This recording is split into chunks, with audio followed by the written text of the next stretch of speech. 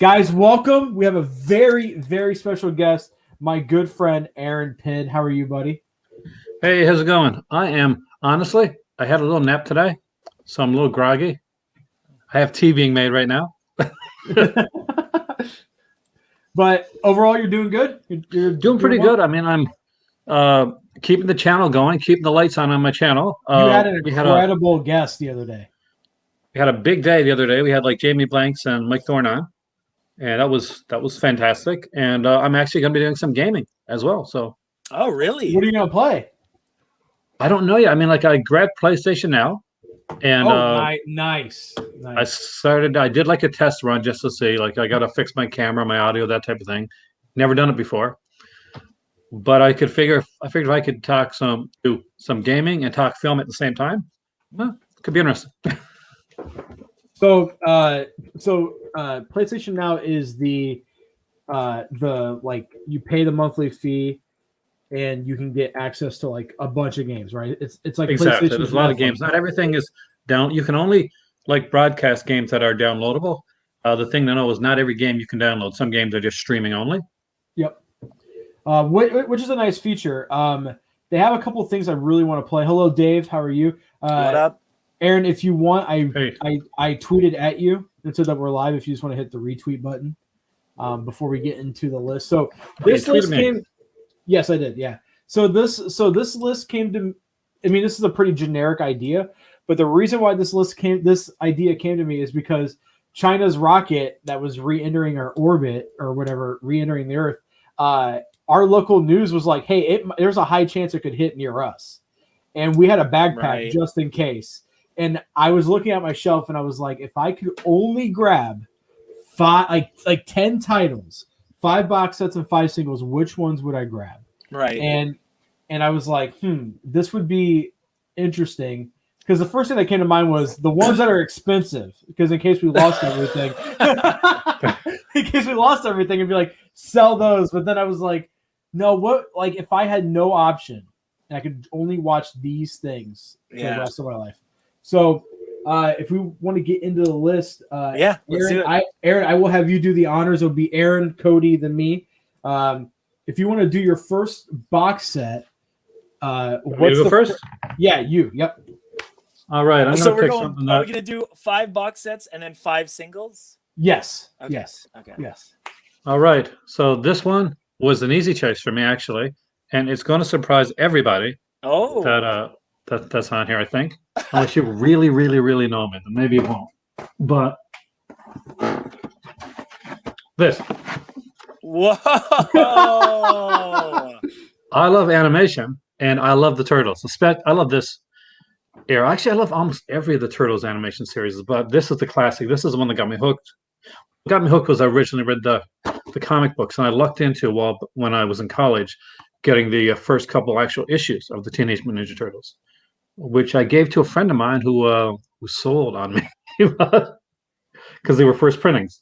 So But, are the discs housed in a van? in the Turtle Van.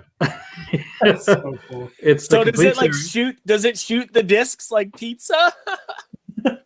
It's like you can see it. So like 10 seasons, 23 DVDs. 10 seasons. Holy crap. Yeah.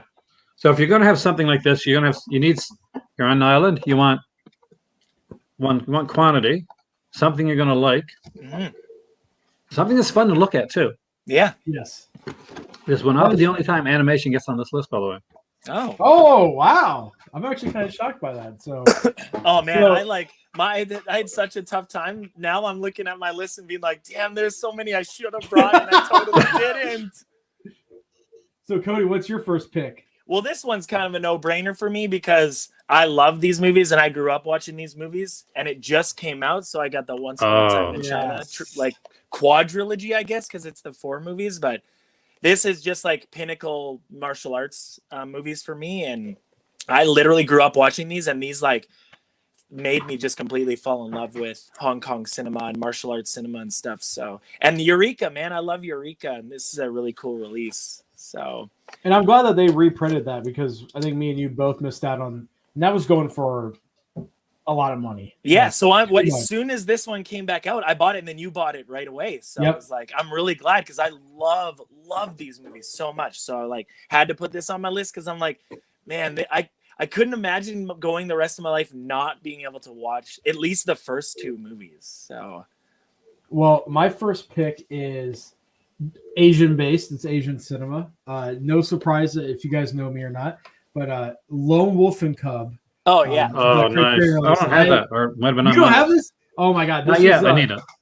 This is one of my favorite film series of all time. Well, Flip, mine's the next one, so I'm just gonna say that too. Baby Cart at the River Styx, I think, is like, so these films in general are very like exploitation based, but they also have a lot of heart to it. And I think with a lot of, for me personally, a lot of exploitation films don't have enough heart to it. It's just exploitation for exploitation's sake. But these have like the exploitation trappings, but there's like a really nice story. You kind of see, even though the father and son bond is a little weird at the beginning, where he's like, hey, if you don't pick the sword and you pick the ball, I'm going to kill you. Like you're going to But it's just the samurai thing where he's like trying to mold him into a samurai right from the beginning. You're a samurai child. This is going to be your life. And he's such a little badass, dude. Like he has like blades on the card, chopping people's feet off. And there they are. Just, I think one of Criterion's better sets. Yeah, for sure. I think their box sets lack a lot of the times, especially newer stuff.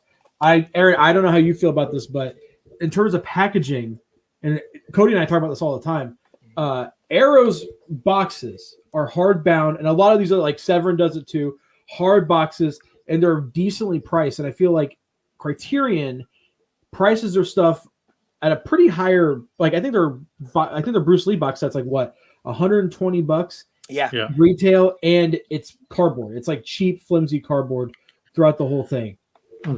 Unfortunately, sometimes, and I hate to say it, they kind of coast on their name. There's certain companies that I find that have done that more recently that kind of bothers me, especially as a collector.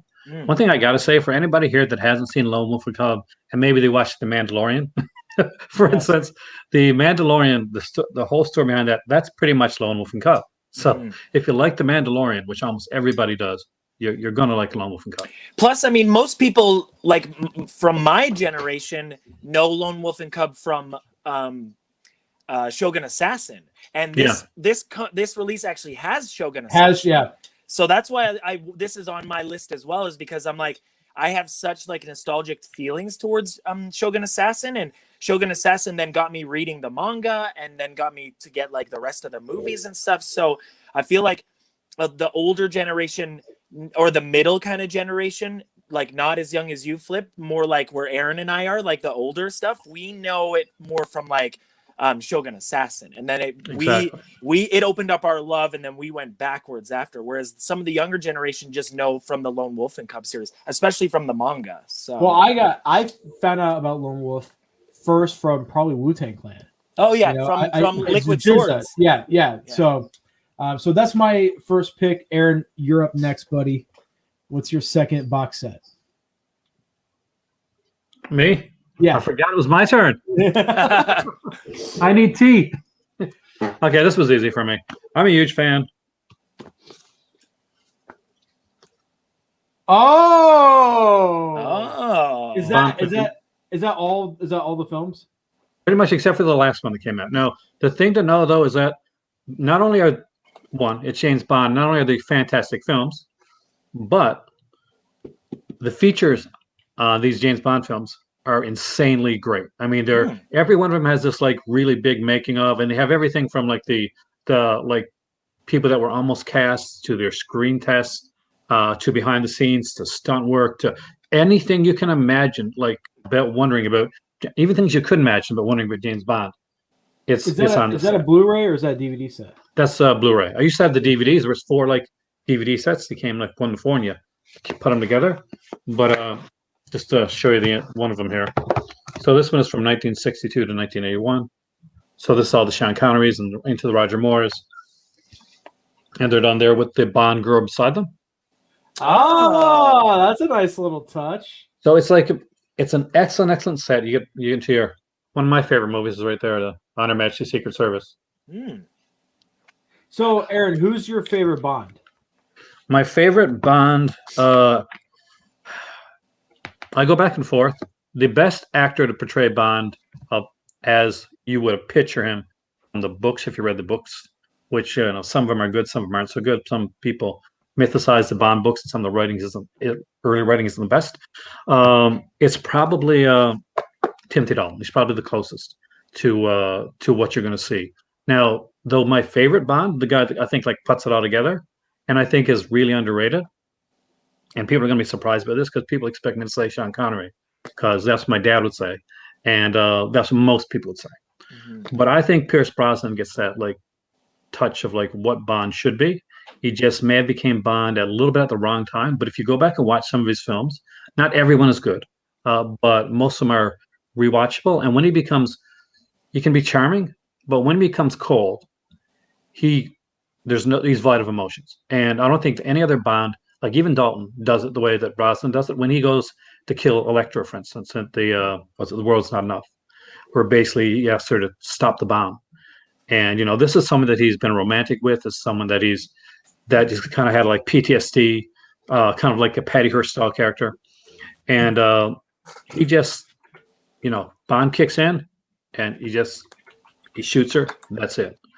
One other fantastic scene like that was Sean Connery early on when the assassin comes in to get him, and he's sitting in the chair and he turns on the light.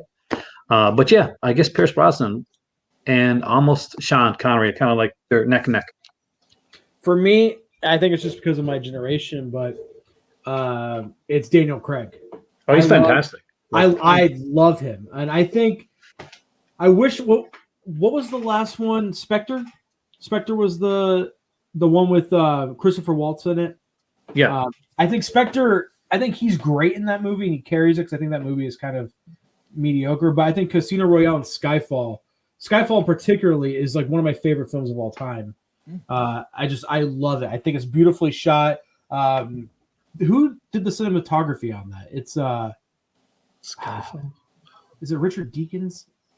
No, not Richard Deakins. Who's like the big time cinematographer that does? This is gonna bother me. I'm gonna have to look it up. So the only thing that kept I love Daniel Craig. I think he's a fantastic actor. He's a good actor that played James Bond. Roger Deakins. That's right. Yeah. But there's still Quantum of Solace. Yeah. Hands down, the worst James Bond film of all time. Yeah. So Cody, who is your favorite Bond? Oh my God, you're asking the wrong guy. I think I've seen 4 James Bond movies. So wow, really? Yeah. It was kind of that thing where my dad really liked James Bond and my mom really liked Godzilla, and I went more the Godzilla route and didn't really watch a lot of the James Bond. I've seen the new ones like the Casino Royale and stuff like that. I've seen those ones, and those ones I really enjoyed because they have that kind of like big budget, Mission Impossible style feel. But I never really watched any of the other ones, so I mean, so I don't have really like an educated guess. I haven't seen. Now this is probably sacrilegious, but I haven't seen anything before Bronson. I haven't seen anything, so I should probably pick up that set and do a deep dive. There's some great stuff there's certain things that you've seen with Bronson and the other guys that you'll appreciate more once you watch the original stuff.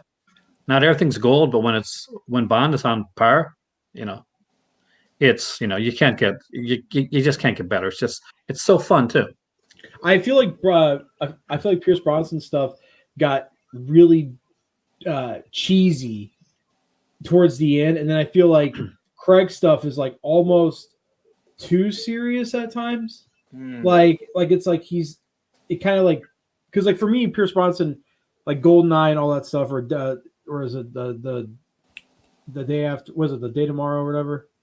I'm really bad with names in the James Bond movies. His final, that's because they have such like random names all the time. Yeah. So one of his movies, they get cheesy. The one in the tank. You know what I'm talking about, where he's driving the tank? Yeah, like that. Yeah. That's the. Are we talking about the last one he did, Die Another Day? Yeah, Die. Yes, there you go. That stuff is cheesy and fun, But then Daniel Craig stuff is just like so serious, and it's just like, whoa. But I mean, I like spy movies, so I should check them out. Like, I do really enjoy watching spy movies. So, I mean, and me and you are both fan of Mission Impossible, so we should definitely do a deep dive. So, Cody, what's your next box set pick? Well, mine was literally Lone Wolf and Cub. So over to you, Flip. Over to you, Flip. Okay, over to me. I'll go ahead, and this is my all-time favorite director. Cody, can you take a guess? My all-time favorite director. It's a box set. Rob Zombie. Arrow put it out. I know who it is. It is. Solid Metal Nightmares, the films of Shinya Tsukamoto. Yeah. This is a somewhat. Wait, hold on. The Canadian Power Hour. That's true. Yeah, there are two Canadians here today. That's so good. Wait, so Aaron, you're in where? You're where? I'm in Nova Scotia right now. I'm not.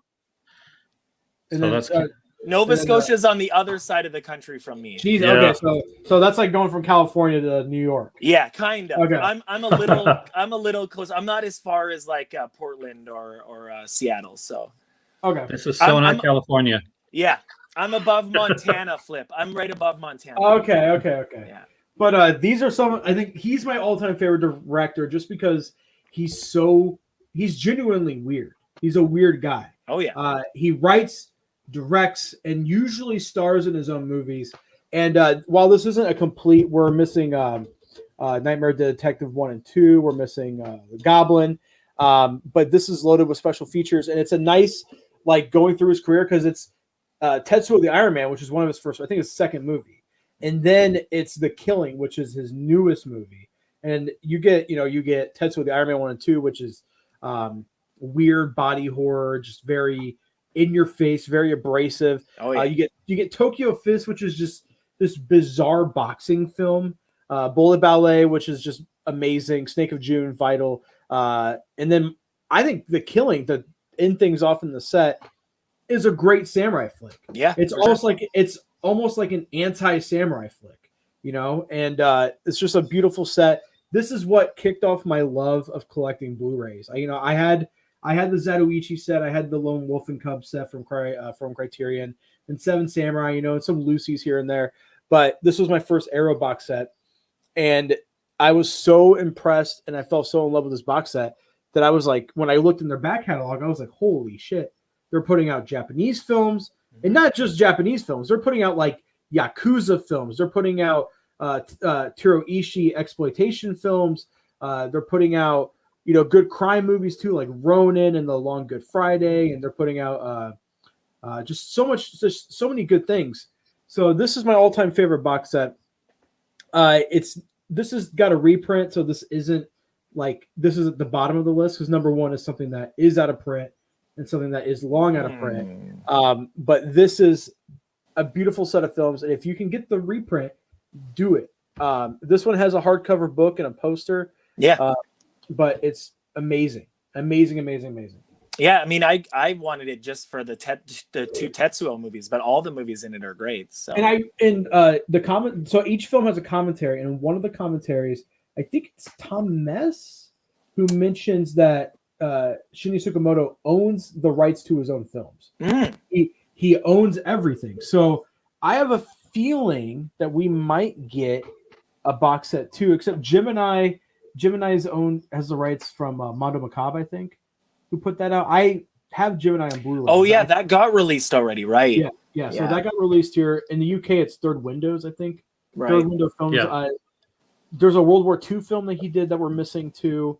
There's a couple other in between. He's got some in betweeners that they didn't put out. So hopefully, fingers crossed for like a smaller set, maybe.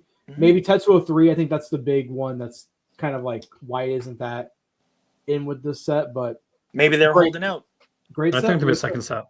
Yeah. Hopefully, fingers crossed. So, but Aaron, what is your third pick? All right, this one does have some Rob Zombie in it, actually. Whoa! I was joking about that one.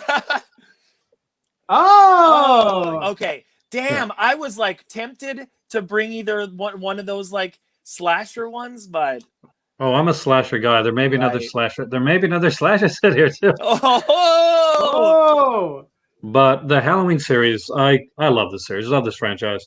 Uh, these two here, there's a great they have great bonus discs. So I don't really have to watch the films that much. So, wait, and you have wait. You don't like Rob Zombie? No, I love Lords of Salem. I okay. love Okay. The Devil's Rejects. I think those are fantastically well made films. I think that House of a Thousand Corpses is so-so. Right. It's okay for a first time project. I think that Three from Hell is actually a little bit underrated.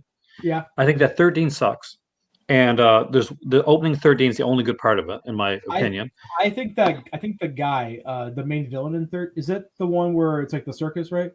Yeah, The main bad guy in that movie, I think, is great, and he's but he's only in like 5 minutes of the film, like at the beginning or right at the end. And he's Aaron, the rest other. were like He's stuck the with other people that are he's boring. the third guy from Three from Hell, right? Yeah. Yeah. Okay.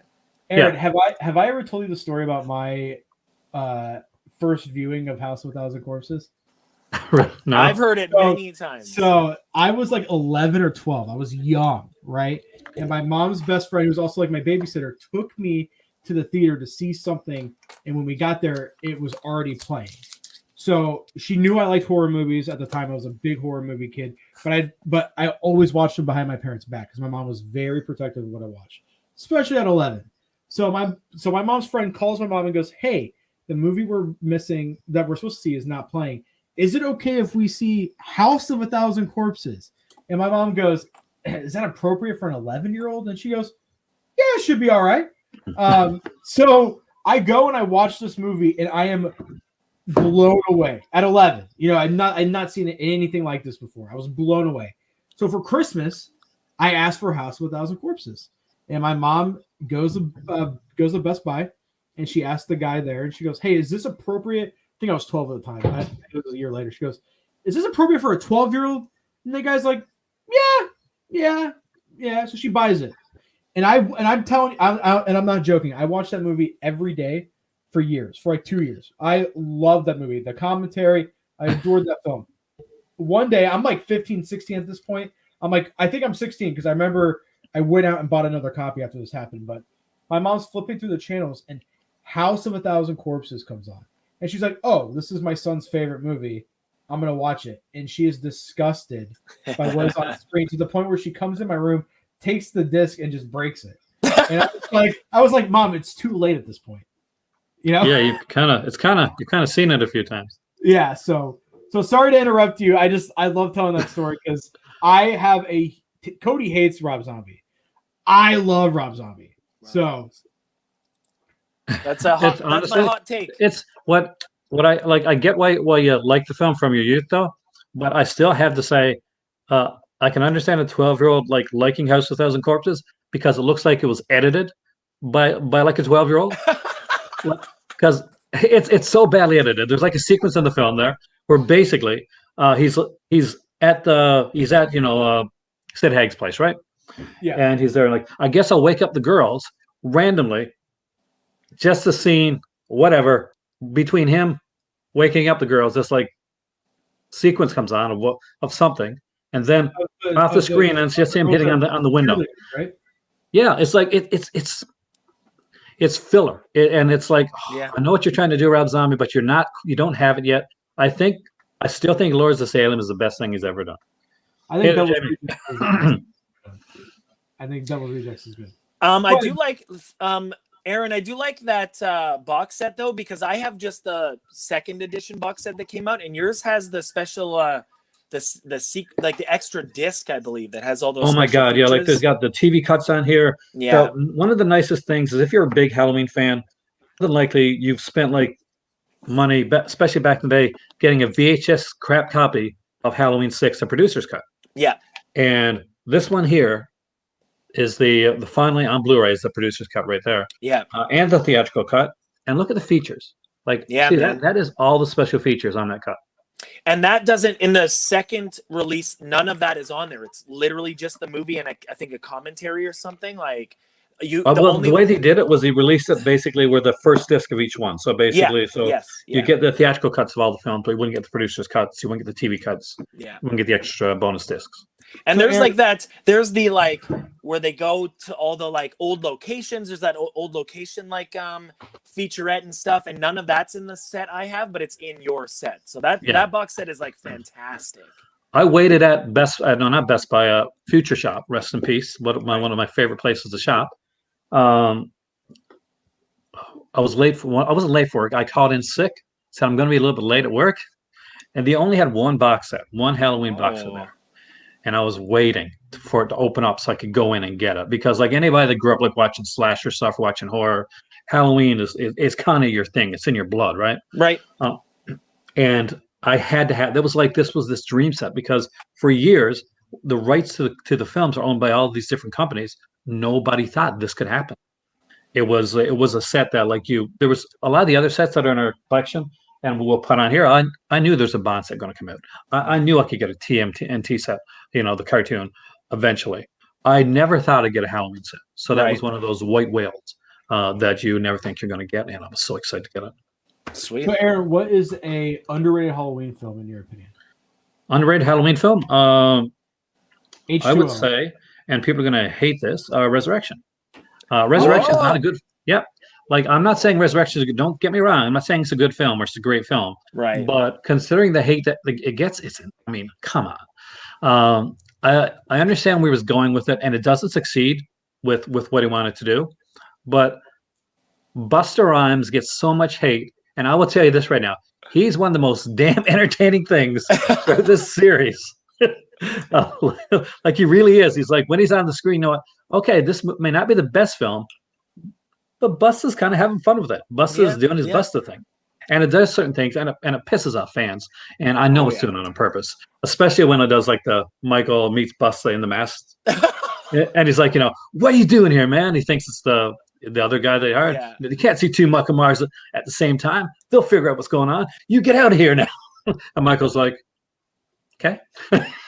And he goes off. But it also has one of the best kill sequences, homages to anything out there, and that is Peeping Tom, which is one of my favorite films. And the death of the cameraman that's putting in all the cameras for the Dangertainment show, he's killed with the tripod, much like the deaths in Peeping Tom. And as a film aficionado, that kind of hit the inner geek in me. Right. So I think underrated, that one, and Part 5 gets a lot of hate too. And I know Tina annoys people, and people didn't want to see Rachel die, and I agree with both of those things. But Tina's not as bad as when you go back and watch it again. She's not as bad. I don't think there's a bad film in the Halloween series until we reach Halloween. Okay, I'll say Halloween 2. I am okay with the theatrical cut of Rob Zombie's first Halloween. It's not a good film. I like it. But it's enjoyable. It's watchable. He completely does not understand what Halloween is. That's obvious from I think I'm going to describe everything about Michael Myers. Yeah. So that we'll know why he's scary. He's scary, Rob, because we don't know why he's scary. Yeah. And once you take that away, once you've done it, hey, I've watched a lot of ID. I can do this. No, you can't. Right. And that's sadly obvious. I think Rob Zombie got in over his head. But that being said, I did enjoy a lot of the first film, not the director's cut. The whole rape sequence to escape, unnecessary. Really, really didn't like that. Right. Much better escape in the theatrical cut of the film when he's kind of a badass. But Halloween 2 by Rob Zombie, I know a lot of people love it. I do not get that. I don't get the love for that film. It is so pretentious. Yeah, it is so pretentious. You literally, he starts off with a made up quote about a white horse. This is not something that he's picked up from a book. No, he's made up a book with a symbolic white horse quote. And I'm like, oh man, if you got to go there, you're reaching too far. And I really think that Rob Zombie, if he was honest, would say that he didn't like it either. So this was a big middle finger to the studio. So he was on Joe Rogan's podcast, and he said he did not want to make part 2. He did not want to do it, but the studio forced him to make part 2. That's true. I honestly think it's a big middle finger to the studio itself. Mm-hmm. It's like a screw you to the studio. And I'll say this right now, in all honesty, if there's any, I would love to sit down and have a drink with Rob Zombie because Me too. in reality, we have a lot in common. I mean, he's a Vinegar Syndrome fan, and he's a animal. He like doesn't eat animals and stuff. So I'd probably get along with Rob Zombie. I would totally you know? like I love his music. I grew up. Oh, yeah. You know, so like growing up in the restaurant, a lot of the people my parents would hire were like either punks or metalheads.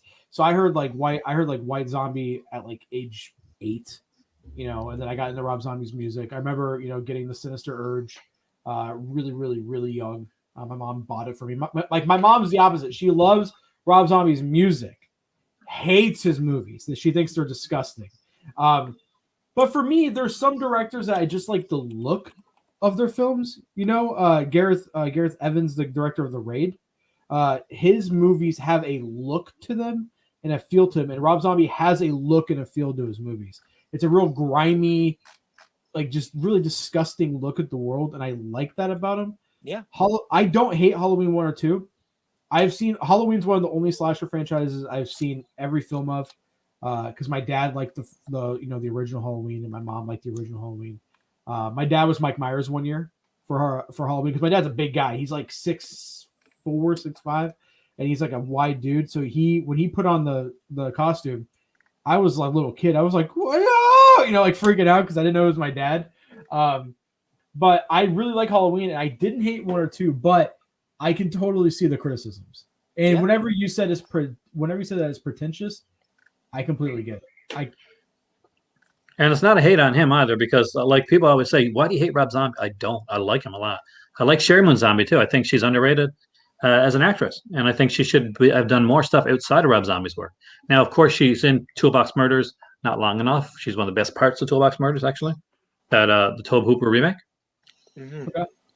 I like that movie. So Cody, you're up next. Okay, so my next pick, this one's pretty obvious for me because it's the trilogy of things that I love.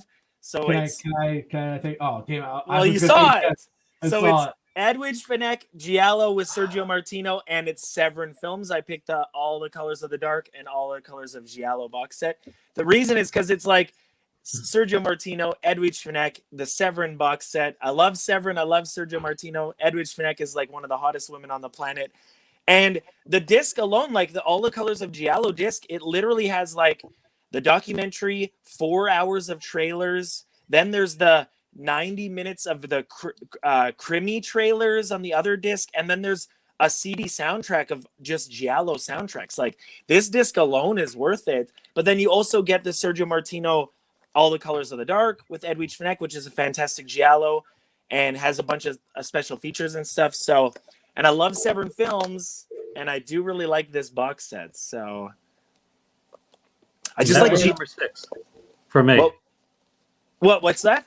That was number 6. That almost made my list. Oh, sick. All right. I just was like, it's not my favorite Martino film. I do like Strange Color or The Strange Vice of Mrs. Ward more. But, yeah, that's his best. Yeah, I think that's his best film, but I do really like this box set just because of the documentary and all the trailers and the soundtrack and stuff. I think this is like kind of like a must own for Giallo and Gialli fans out there. So, yeah, All the Colors of Giallo, All the Colors of Dark. And I know it's only 2. It's technically still a box set though. So, yeah. There's a lot into it too. Like I almost like that one, and the Lensley set almost made my list. Nice. Because again, another fantastic box set with great like CD music and stuff. And I thought about that as well because music is key for me for a lot of this stuff. That's why I love Severin so much. Yeah, right. And I feel like, especially with the 60s and 70s films, and especially the stuff coming out of Italy, like spaghetti westerns and gialli, and even the zombie stuff later on in the 80s and everything, the soundtracks were like half the movie. Like you wanted to go watch these movies to hear the soundtracks. You have these like the Ennio Morricone and like just these crazy composers coming in, and they did these amazing scores. And then now that Severin's been releasing these with soundtracks, it's like now I have the movie and the soundtrack that a lot of times like Strange Vice of Mrs. Ward, you could never get the soundtrack before. And now we finally have a great soundtrack. That's Riz Ortolini, right? Yeah, and it's fantastic. Like it's so good.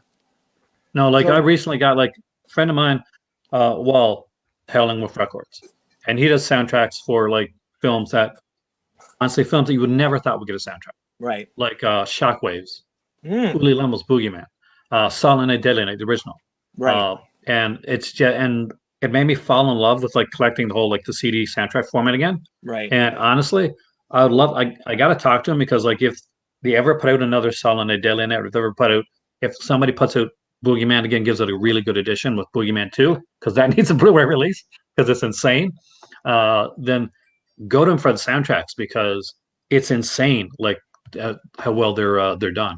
And Right. that's what I love about Severin. That's why I got into Severin so much, is they go one above. Like there's a lot of times when you see a release from like a Vinegar Syndrome or maybe an Arrow, and you're like, oh, I wish the soundtrack was there. Yeah. And when it comes to like companies like Severin or Second Sight's another one that does it, like they put the soundtracks there, and I really appreciate that.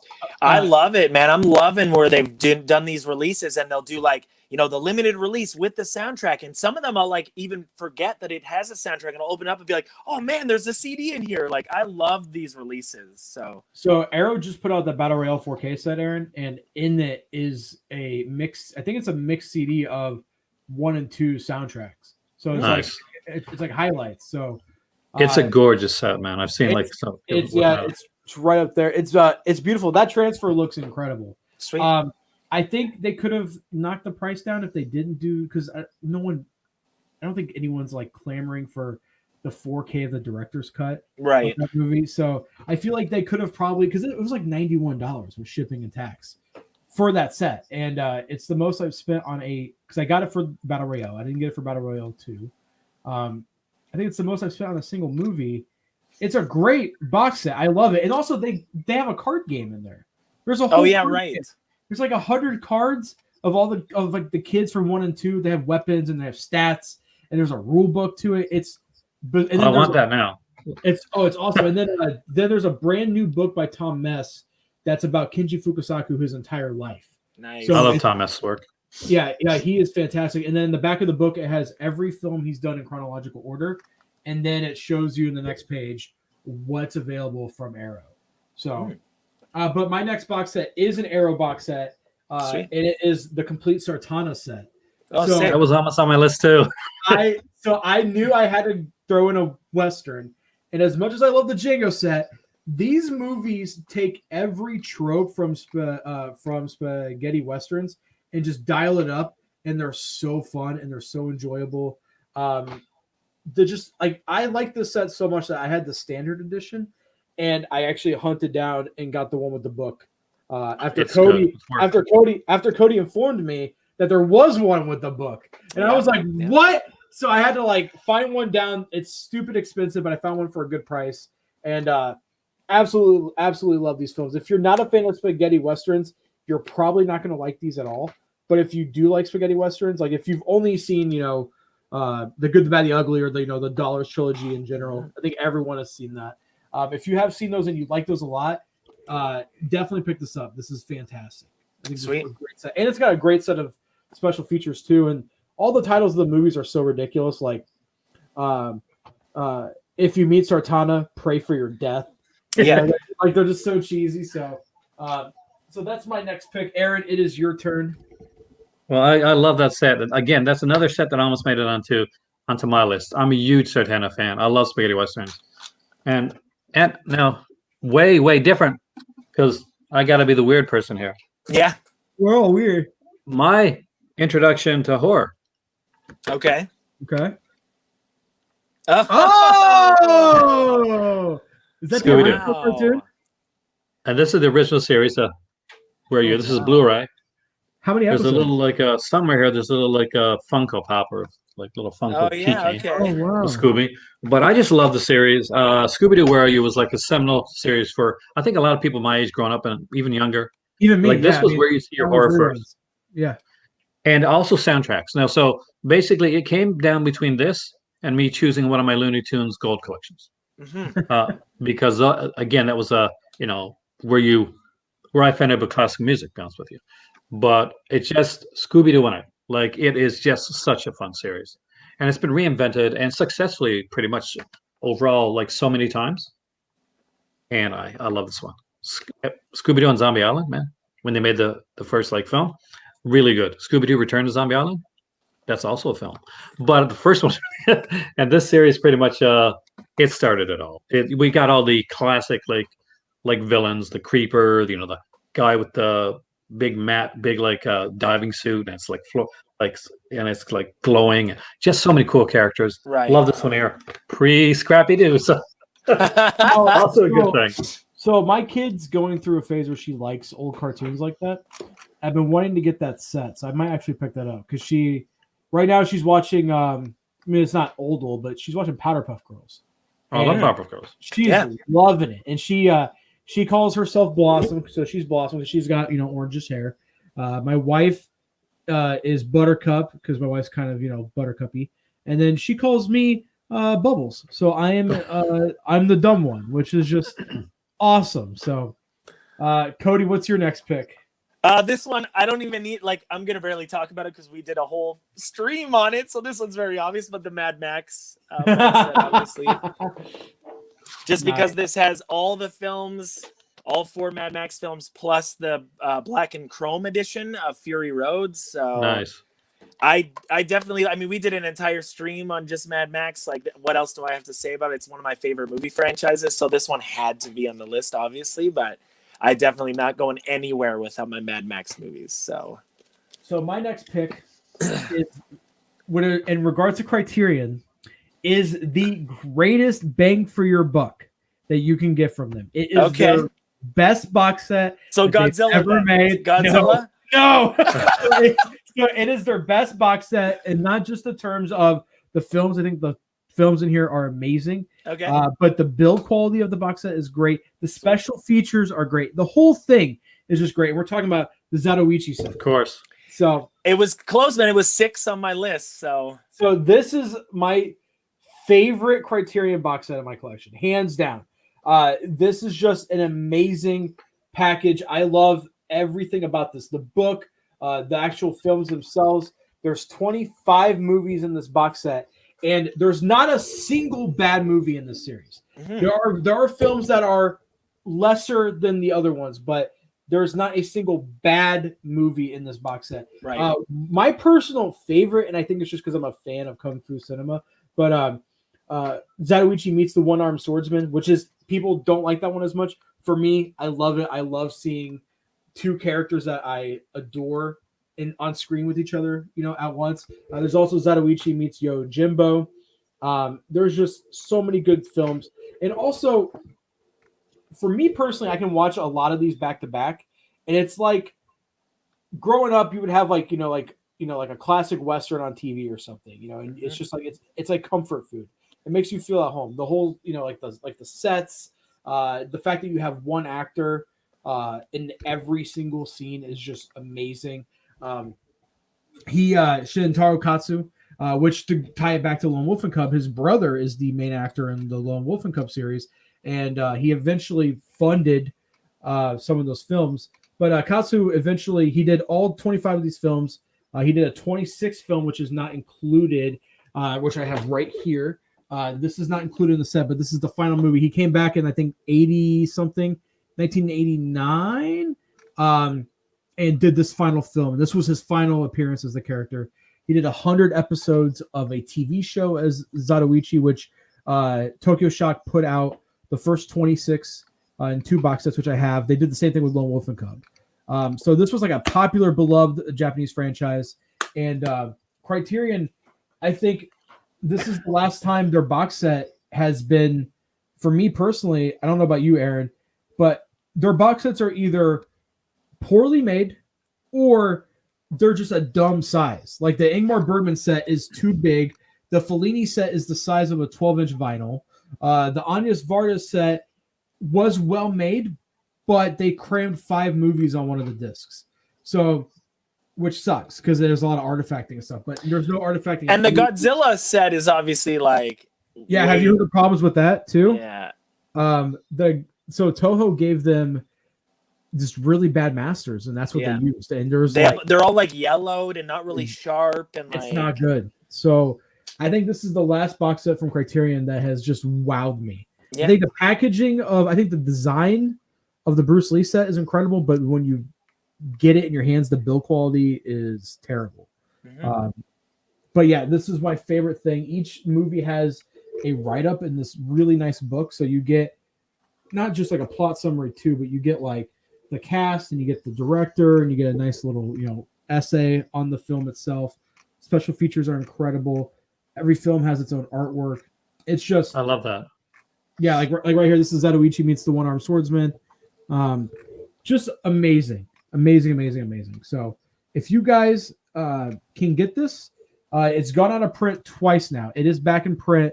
I can't see them reprinting this much longer because it's such a niche thing, especially for Criterion fans. Someone real quick, and I feel like all of us will be on the same page. Godzilla set versus the Gamera set. Gamera. Just hands down. I mean, like, so what is a great set? It's incredible. Like the comic.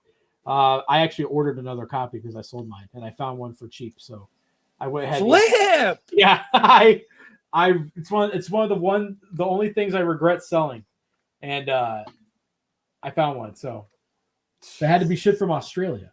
So. Nice. But yeah, the Gamer set's incredible, just amazing. And I feel like Aaron, I what's your opinion? So I think the Godzilla films, the first 15, I think the films in that era are much stronger than the Gamera films of that era. But then you reverse it, the Heisei era, that trilogy is the best, in my opinion, the best kaiju films ever made. Yep. They're fantastic kaiju films. The thing is, I like that cheesiness, like in Gamera too. But yes, Godzilla has better Showa era films. Yeah. Like by far. I mean, but there's a lot more to choose from when it comes to Godzilla. Like there's hits and misses with Godzilla in the Showa era as well. Like there's certain ones, but I love all that stuff. But yeah, Gamera overall, it's a stronger package. The Heisei era of Gamera is insane. Yeah. And in all the good ways. But that said, you had like aside from I'm a huge comic book fan. Like I don't type it. I do type it a lot more now, but I didn't used to on my channel. Is I collect comics. I collect omnibuses, the big ones, and the fact that they put those Dark Horse comics in there, and I love that. And Arrow's done it before when they put out Society, and they actually found the Society comic book that was kind of like the sequel to the film, and I was so excited because I've been looking for that comic for such a long time. Also, that Gamera set doesn't have like a dissection of each of the monsters. I love that. That is so rad. So, Aaron, what's your next pick? What's your final box set? This is the final box set. Yeah. Final box set. The final one. Final one was part 4. Really hard for me to choose on this one. Actually, this was the first that I picked out. Friday the 13th. See, that was that. I said I was gonna pick those two, but I didn't. So, my favorite slasher franchise of all time. I'm sorry, Halloween. Oh yeah. But Friday's just a bit more fun, more nudity. Yeah. Better kills. And a ton of great actors came out of this. Part 6 got a killer Alice Cooper soundtrack. Teenage Frankenstein. Pretty much Constrictor. A lot of Constrictor songs. Man Behind the Mask. I love part 5 with Danny Steinman, the guy that did Savage Streets. That's one without Jason. I love part 5. I absolutely adore that movie. Like it's known to be the sleazy one, but maybe I'm the sleazy one because I like part 5. Yeah. The first 6 films, like 7 films actually, are all solid films. Like there's not a bad film there. Like in the first 7 films, how many franchises can you say goes 7 movies? Or even if you don't like part 5, can go 4 movies straight in a row without a miss. Yeah, man. Like the first 4. The first 4 are like classic slasher films. They just like, I think they just like solidified the genre, especially part 4. Like part 4 is like the epitome of slasher, in my opinion. So exactly everything that worked in the first 3 parts was put together and made just like even better in the 4th part when they had a fantastic cast. You got Crispin Glover on here. Yeah. This film actually has the 3D version in real 3D. Yeah. And I saw, I saw most of these films here in theater. I saw Friday 13th Part 3 3D in theater. Right. And it was a great 3D experience. So when they initially put it out, like the Ultimate Edition, and they gave it an Anno Gift 3D, I was like, this is not the experience that I had when I was in the theater. this is still not the experience having us in theater, but it's a much, much better like version of that. And like everything, like Freddy versus Jason is the weak one for me. I know a lot of people love it. I love it. But I see it's the thing is I'm guessing a lot of it has to do with the fact that I really wanted Kane Hodder. And I think that soured me on it because he got into so many conventions and he kept like the Freddy versus Jason thing goes alive. And then the guy comes in that's directed, Ronnie Yu, I think, directed it, who's a bit of a dick and says, yeah, we're not going to use you. We're going to use this guy here because Jason is Frankenstein. No, he's not. Also, Jason's not scared of water. Every single one of those films, he's like, you see dead, whatever, live Jason, dead Jason, walking into the water to kill people. Yeah. So when that like stream of water comes down in Freddy versus Jason, and he like stops because in fear, I'm like, bullshit. No, you do not do this. That main actress in Freddy vs. Jason used to be like I used to have a huge crush on her. Like the main girl? Creek, right? Yeah. Blonde girl, yeah. Yeah. No, she's hot, man. Nothing wrong with her. So, Cody, what's your next pick? So far, this has been very diverse. We've only had one overlap. Yeah, one overlap. So I'm excited to see what the singles bring. Yeah. Okay. Oh, singles aren't going to bring overlap and all that.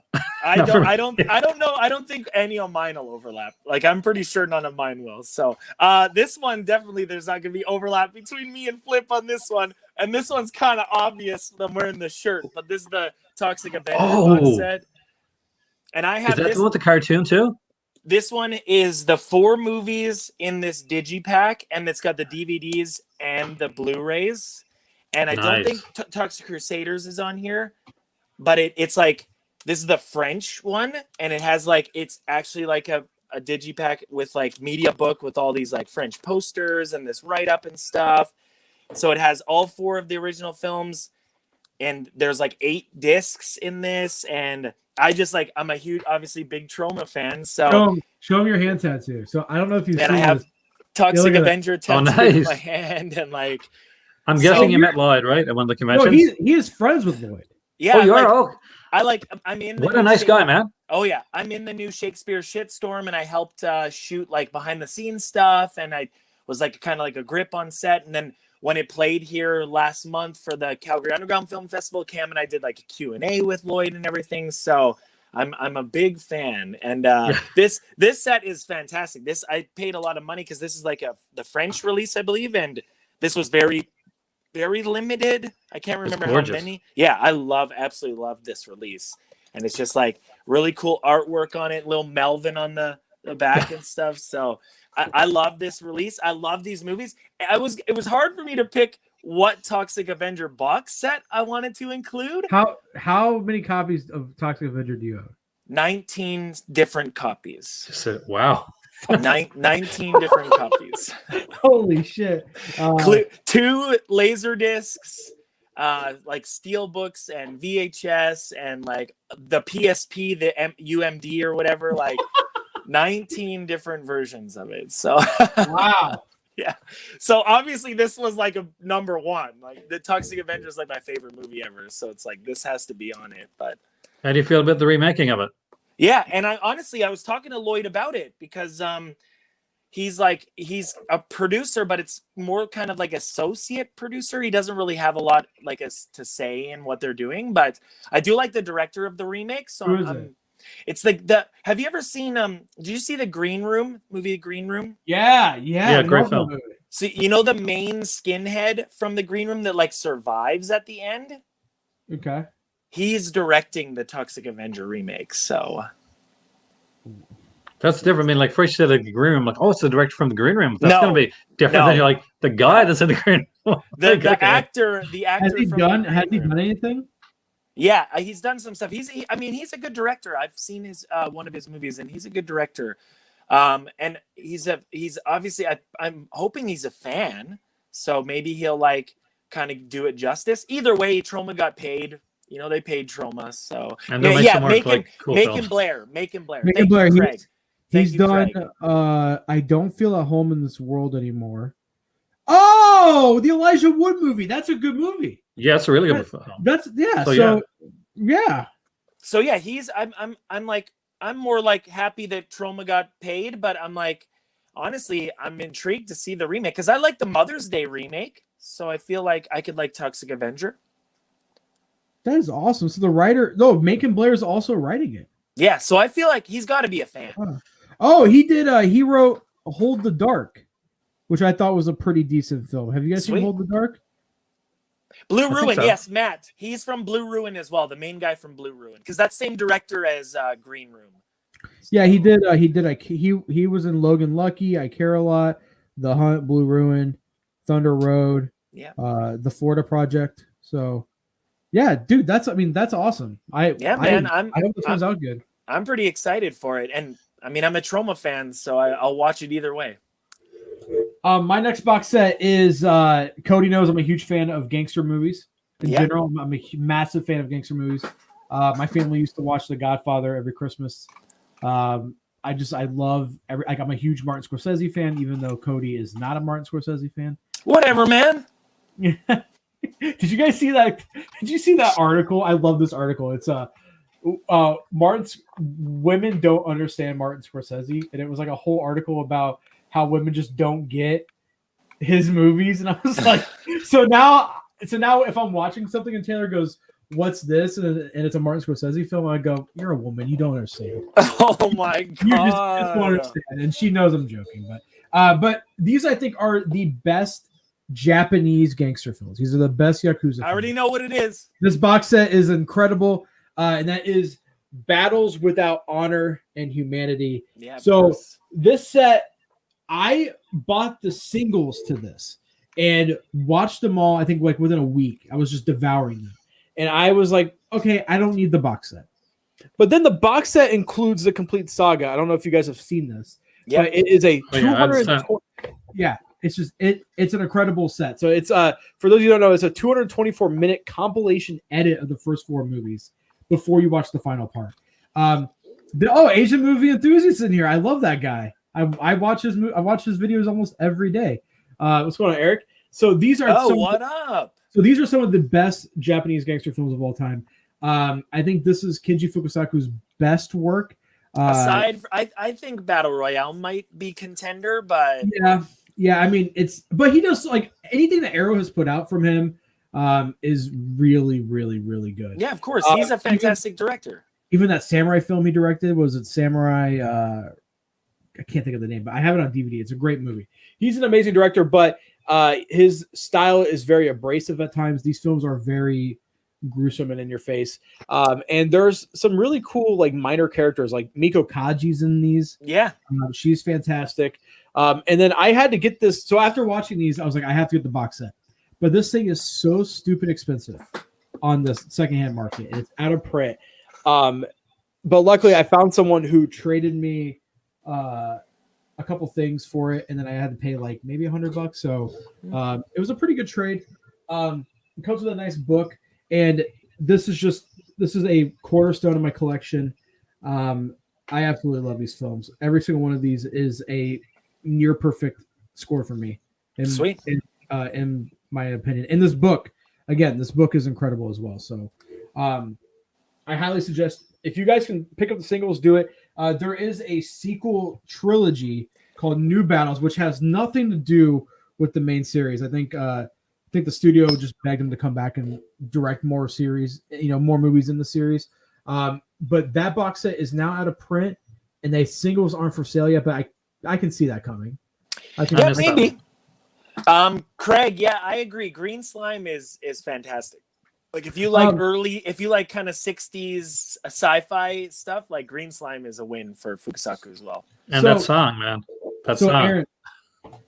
Aaron, my favorite thing is recently, because I love Arrow, right? I think they're my favorite Blu-ray company. My favorite thing to do now is to go back to the releases, because if you notice, every time they release Japanese movies, people in the comments are like, "Oh, more stupid Japanese films." If you go back through their Facebook and you find when this set got announced, there are a few people. I even think you were in the comments like, "Holy shit!" There are a few people that are like, "Yo, this is amazing," but the majority of them were like, "Oh, more Japanese movies. Don't care. Where's the slashers?" And then now in hindsight, this is probably if not the most sought after box set that they put out. I bought it on day one, but I probably was one of the people complaining for more slashers because that's kind of my thing. To be bluntly honest with you, like, and the thing with too, when Arrow started putting it like the trauma films. Here you go. This is gonna. I was like, why is Arrow doing the trauma stuff? I can get my trauma stuff from Trauma. Yeah, it's true. I want to buy directly from, because I was a big fan of Trauma. I got to like meet Lloyd up there in Montreal one year, and I was like, he was such a nice guy, and like I was at their table almost the entire convention. Yeah, way too much stuff. But yeah, I was one of those, like, at the early stage, I was like a complainer, and I'm like, now I'm like, I just love everything. Like, I'm like, if I don't like this, somebody's gonna love this film. right. No, It's true. And like they're putting out such weird Japanese stuff. Like when they announced that they're putting out Irizumi, I called Cody and was like, "What the fuck? Yeah. They're putting out Irizumi? Like they're just like they're showing love to Japanese films." Like, you know, I think Criterion for a while, Cody and I've talked about this. Criterion was putting out great Japanese films. Mm-hmm. They've slowed down on that, but they were putting out a lot of like big name Japanese films. Arrow is putting out, you know, Doberman Cop, you know, Cops versus Thugs, the Battles Without Honor and Humanity set. Yeah. Gamma Versus, which Yeah. I love that release. That one, see, Eric says Irizumi is really good, and I love that movie. So the fact that that's getting a release is just mind-blowing to me. So, I mean, in this year too, I feel like June and July is their best slates, you know, like their best release slates. You know, June's got the Years of Lead set, Major Dundee, and then Irizumi, and then July's got the Western set, True Romance, and Daimajin, which is just incredible. But at least once a month this year, you know, we've had Shogun's Joy of Torture. We've had Old Boy in 4K, which looks great, which I think is their best 4K. If you guys can pick that up, it looks incredible. It's not, I think Battle Royale is definitely second, and King of New York. I think those three are my three favorite 4Ks from them. Just visually, it looks amazing. But Giants and Toys just came out too. So for me, Arrow is the weird Japanese company, or the cult Japanese company with awesome spaghetti westerns too. So whenever they announce new horror movies, I'm like, God damn it, more horror movies! Come on, let's knock it off with the Giallo. Nobody cares about Dario Argento in 4K, guys. I'm just I'm just kidding. Okay. I love Dario Argento. So, but that is it for Bob. Flip, you froze, man. You're frozen. I think. There we go. Am I back? You're back. Okay, so we're done with box sets. Going into singles. Aaron, what is your first pick? It's an Arrow title. Oh, but not something you guys would expect or choose probably. Okay. But it's got a soundtrack with it, so you'll appreciate that. And Nice. it's Whoa. shock treatment. I love this film. Wow. This is the up to Rocky Horror Picture Show. For years, it was like ragged on because it wasn't Rocky Horror Picture Show. Right. And Richard O'Brien said in the trailer for it that it's not a sequel, it's not a prequel, it's an equal. Actually, it's a sequel, but that's what he said. It's got a fantastic score. This is so far ahead of its damn time. Right. Like, when you look at like the proliferation of reality programming now and how it's affected everything from, won't get into certain things, but affected every portion of life, this was so far ahead of the time. It's got this character named Farley Flavors that's played by Clifton Young, who plays dual roles in the film.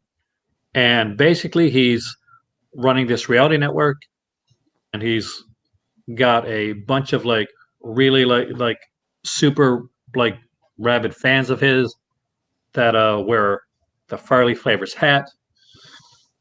And this film in many ways was so ahead of its time. But what's also really cool with this is aesthetically, it's got a thin thing, which is okay. That's kind of Arrow's game, though, putting thin slip covers. But is that the CD soundtrack is right here, and That's the original artwork for Shock Treatment, Right. Richard Bryan. But what's kind of cool is that had the Whoa! got to be DTV, the Denton sign on the back, and because it's a Richard O'Brien one, there's cards of all the characters, and you can like swap them, like give them different bodies and different like outfits. And Man, that's yes, a great release. it is an amazing release. And they put this out with 2 different boxes initially, and both of them sold out. Like they sold out originally, and they had a couple left in like in a sale, and I grabbed it as soon as it came back in because I missed it on its first run. And it is such a nice set, and like just the soundtrack's fantastic. The fact that it's got like it's got Cliff DeYoung doing a duet with himself. It is amazing. Duet is incredible. Shock Treatment is a great song. And like many people who saw Suspiria and all those other films, I was in love with Jessica Harper. And she is definitely like at her best here, right along with like stuff like Phantom of the Paradise. Like she's just fantastic. I love her. Right. Sweet. There. So that's my number one. That's my first one. That's awesome, man. I was like, that's totally like was not on my radar at all. Like that looks like a good set. I don't even know what that is, but I kind of want to pick that up now. It's a cool one. I mean, luck, like, have you seen Rocky Horror? I'm guessing you saw Rocky Horror. Yes, I have been to a theater for Rocky Horror Night. It's one of the best theater experiences. I hosted one of those. You did, really? Yeah, at university, yeah. So my wife wasn't really into movies until we got married, but she loved Rocky Horror, and she's like, man, I really wish I would have gone to one of the nights now, but like now we're married with a kid. I'm like, we're gonna go one day. We're gonna go one day once open theaters open back up. We're gonna go to a Rocky Horror Night. So, Cody, what is your next pick? Or your first single? Okay, so this one is gonna be the big like veer off into left field, and this is my like Cody doing Cody, you know, like so. I just got this, and it's literally one of the best films I've seen in probably like years, and it's probably my favorite Vinegar Syndrome release now of the year, and I don't know if I'm gonna find a better film. Camp Summer Girls. No, I'm watching that tonight. I'm watching the Summer Camp Girls. I'm watching that tonight. But this one, you have to realize this is this is a film that's made like my type of film. This is not going to be Flip. You are not going to like this movie. So this is my like hot take of the year, but I'm not kidding you. Majority of the people that have gotten this set, this is the movie they got it for, and that's Winter Beast. Yes, Homegrown Horse set. Yeah. This literally is one of the most batshit insane, charming movies I've ever seen. I could not believe how crazy this movie was. And there are so many special features on this disc, and I went through all of them. Like there's behind the scenes stuff and deleted scenes and like interviews and everything. I was just so enamored with the film that I literally wanted more. Like I just wanted to watch more, and like it's fantastic.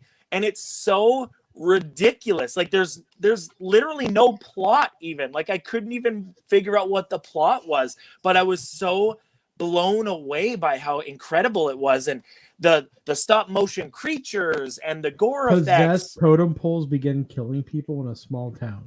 But that's not it. That's not what happens at all. So like it's crazy. And one of the craziest things is the guy who did the stop motion went on to direct like Corpse's Bride and like all this stuff. So it's like this insane film with this insane backstory, and like just the fact that it even got made and got released, and now Vinegar Syndrome put it out in their Homegrown Horrors like set. It's fantastic. And I now cannot see myself going without this movie in my life. Like this movie needs to be in my life forever. So Jesus. this I had to put this on my list because I'm just like, I don't remember the last time I saw something like this, but this is like up my alley. This is my wheelhouse right here. So Winter Beast. So to follow that up with a Criterion release, Aaron, I think one of the appeals to me and Cody's streams is that we are two complete opposite ends of the spectrum, but we have a lot of overlap. Yeah. So like Cody will just nerd out on these unknown American horror movies, and then I'll nerd out about weird Japanese or Korean movies. But my first pick is actually an Italian movie. Okay. And I think this is the most realistic depiction of the mafia ever put to film. So I've told this before, and I'll just briefly go. My family was the Cosa Nostra, which started in Sicily. So my great uncle was the Don. Badalamenti was his last name. And they smuggled about $2 billion of heroin out of pizza places from New York all the way down to South America. And they were part of the Second Great Mafia War, which is this bloody war. The largest organized crime trial in U.S. history was against my family. The lawyer against my family was Rudy Giuliani. That's how he made his name, was putting my family into prison. Never trust an Italian who puts other Italians away. I'm just going to say that, okay? So, which you know how Giuliani is now. I'm like, Mom, how dumb was our family that we got caught by, that we got put away. But so I, growing up, would always research my family, and I would always research, it's called The Pizza Connection. There's a book about it. There's a really shitty Vin Diesel movie about it, which turned it into a comedy.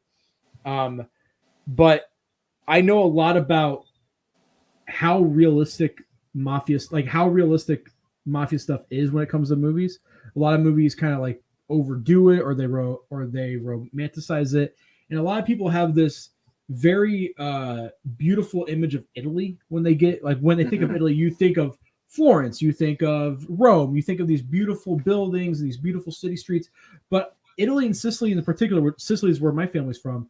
It's a very extremely impoverished country. Right. I mean, just overrun by ghettos. There's a lot of drug addiction.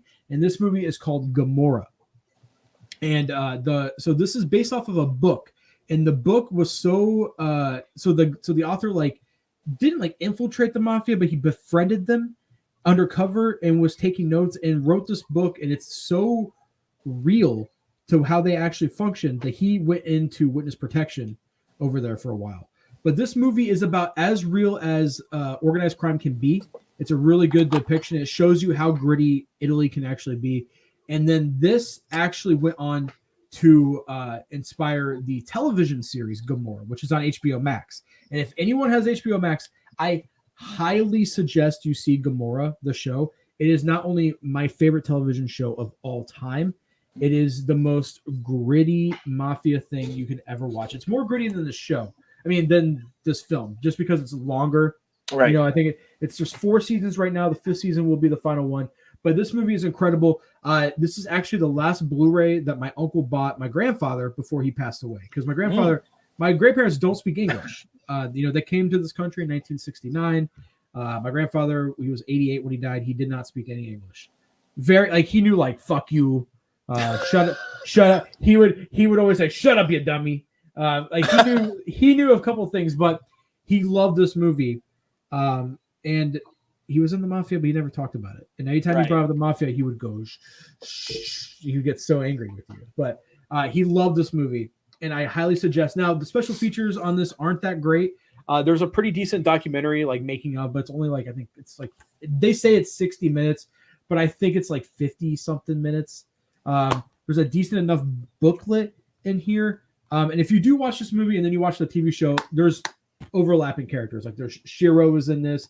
Don Petro's in this as well. So one of the best crime movies of all time. I love this movie, and it's very real. It's very, very real. So Gomorrah. Aaron, you're up. Yeah, well, that's an excellent pick too. I'm about to bring the room down in class, just so you know, because my next pick is a Vinegar Syndrome title. All right. And this gives you so much bang for your buck, and also it's insane. Spookies is one of the most batshit insane movies. Oh yeah, I've seen, and much like Winter Beast had one director. This one had 2 directors that did not see eye to eye. One of the great things about this release, though, aside from the fact that it has this awesome cover, which is really cool, is that there's 2 documentaries on this. there is a Making of Spookies documentary, which is an amazingly fantastic, enthralling documentary, Oh yeah. which doesn't matter what type, even if you don't like spookies, you will like the documentary. Mhm. There is a second documentary on this, over 2 hours long, on VIPCO.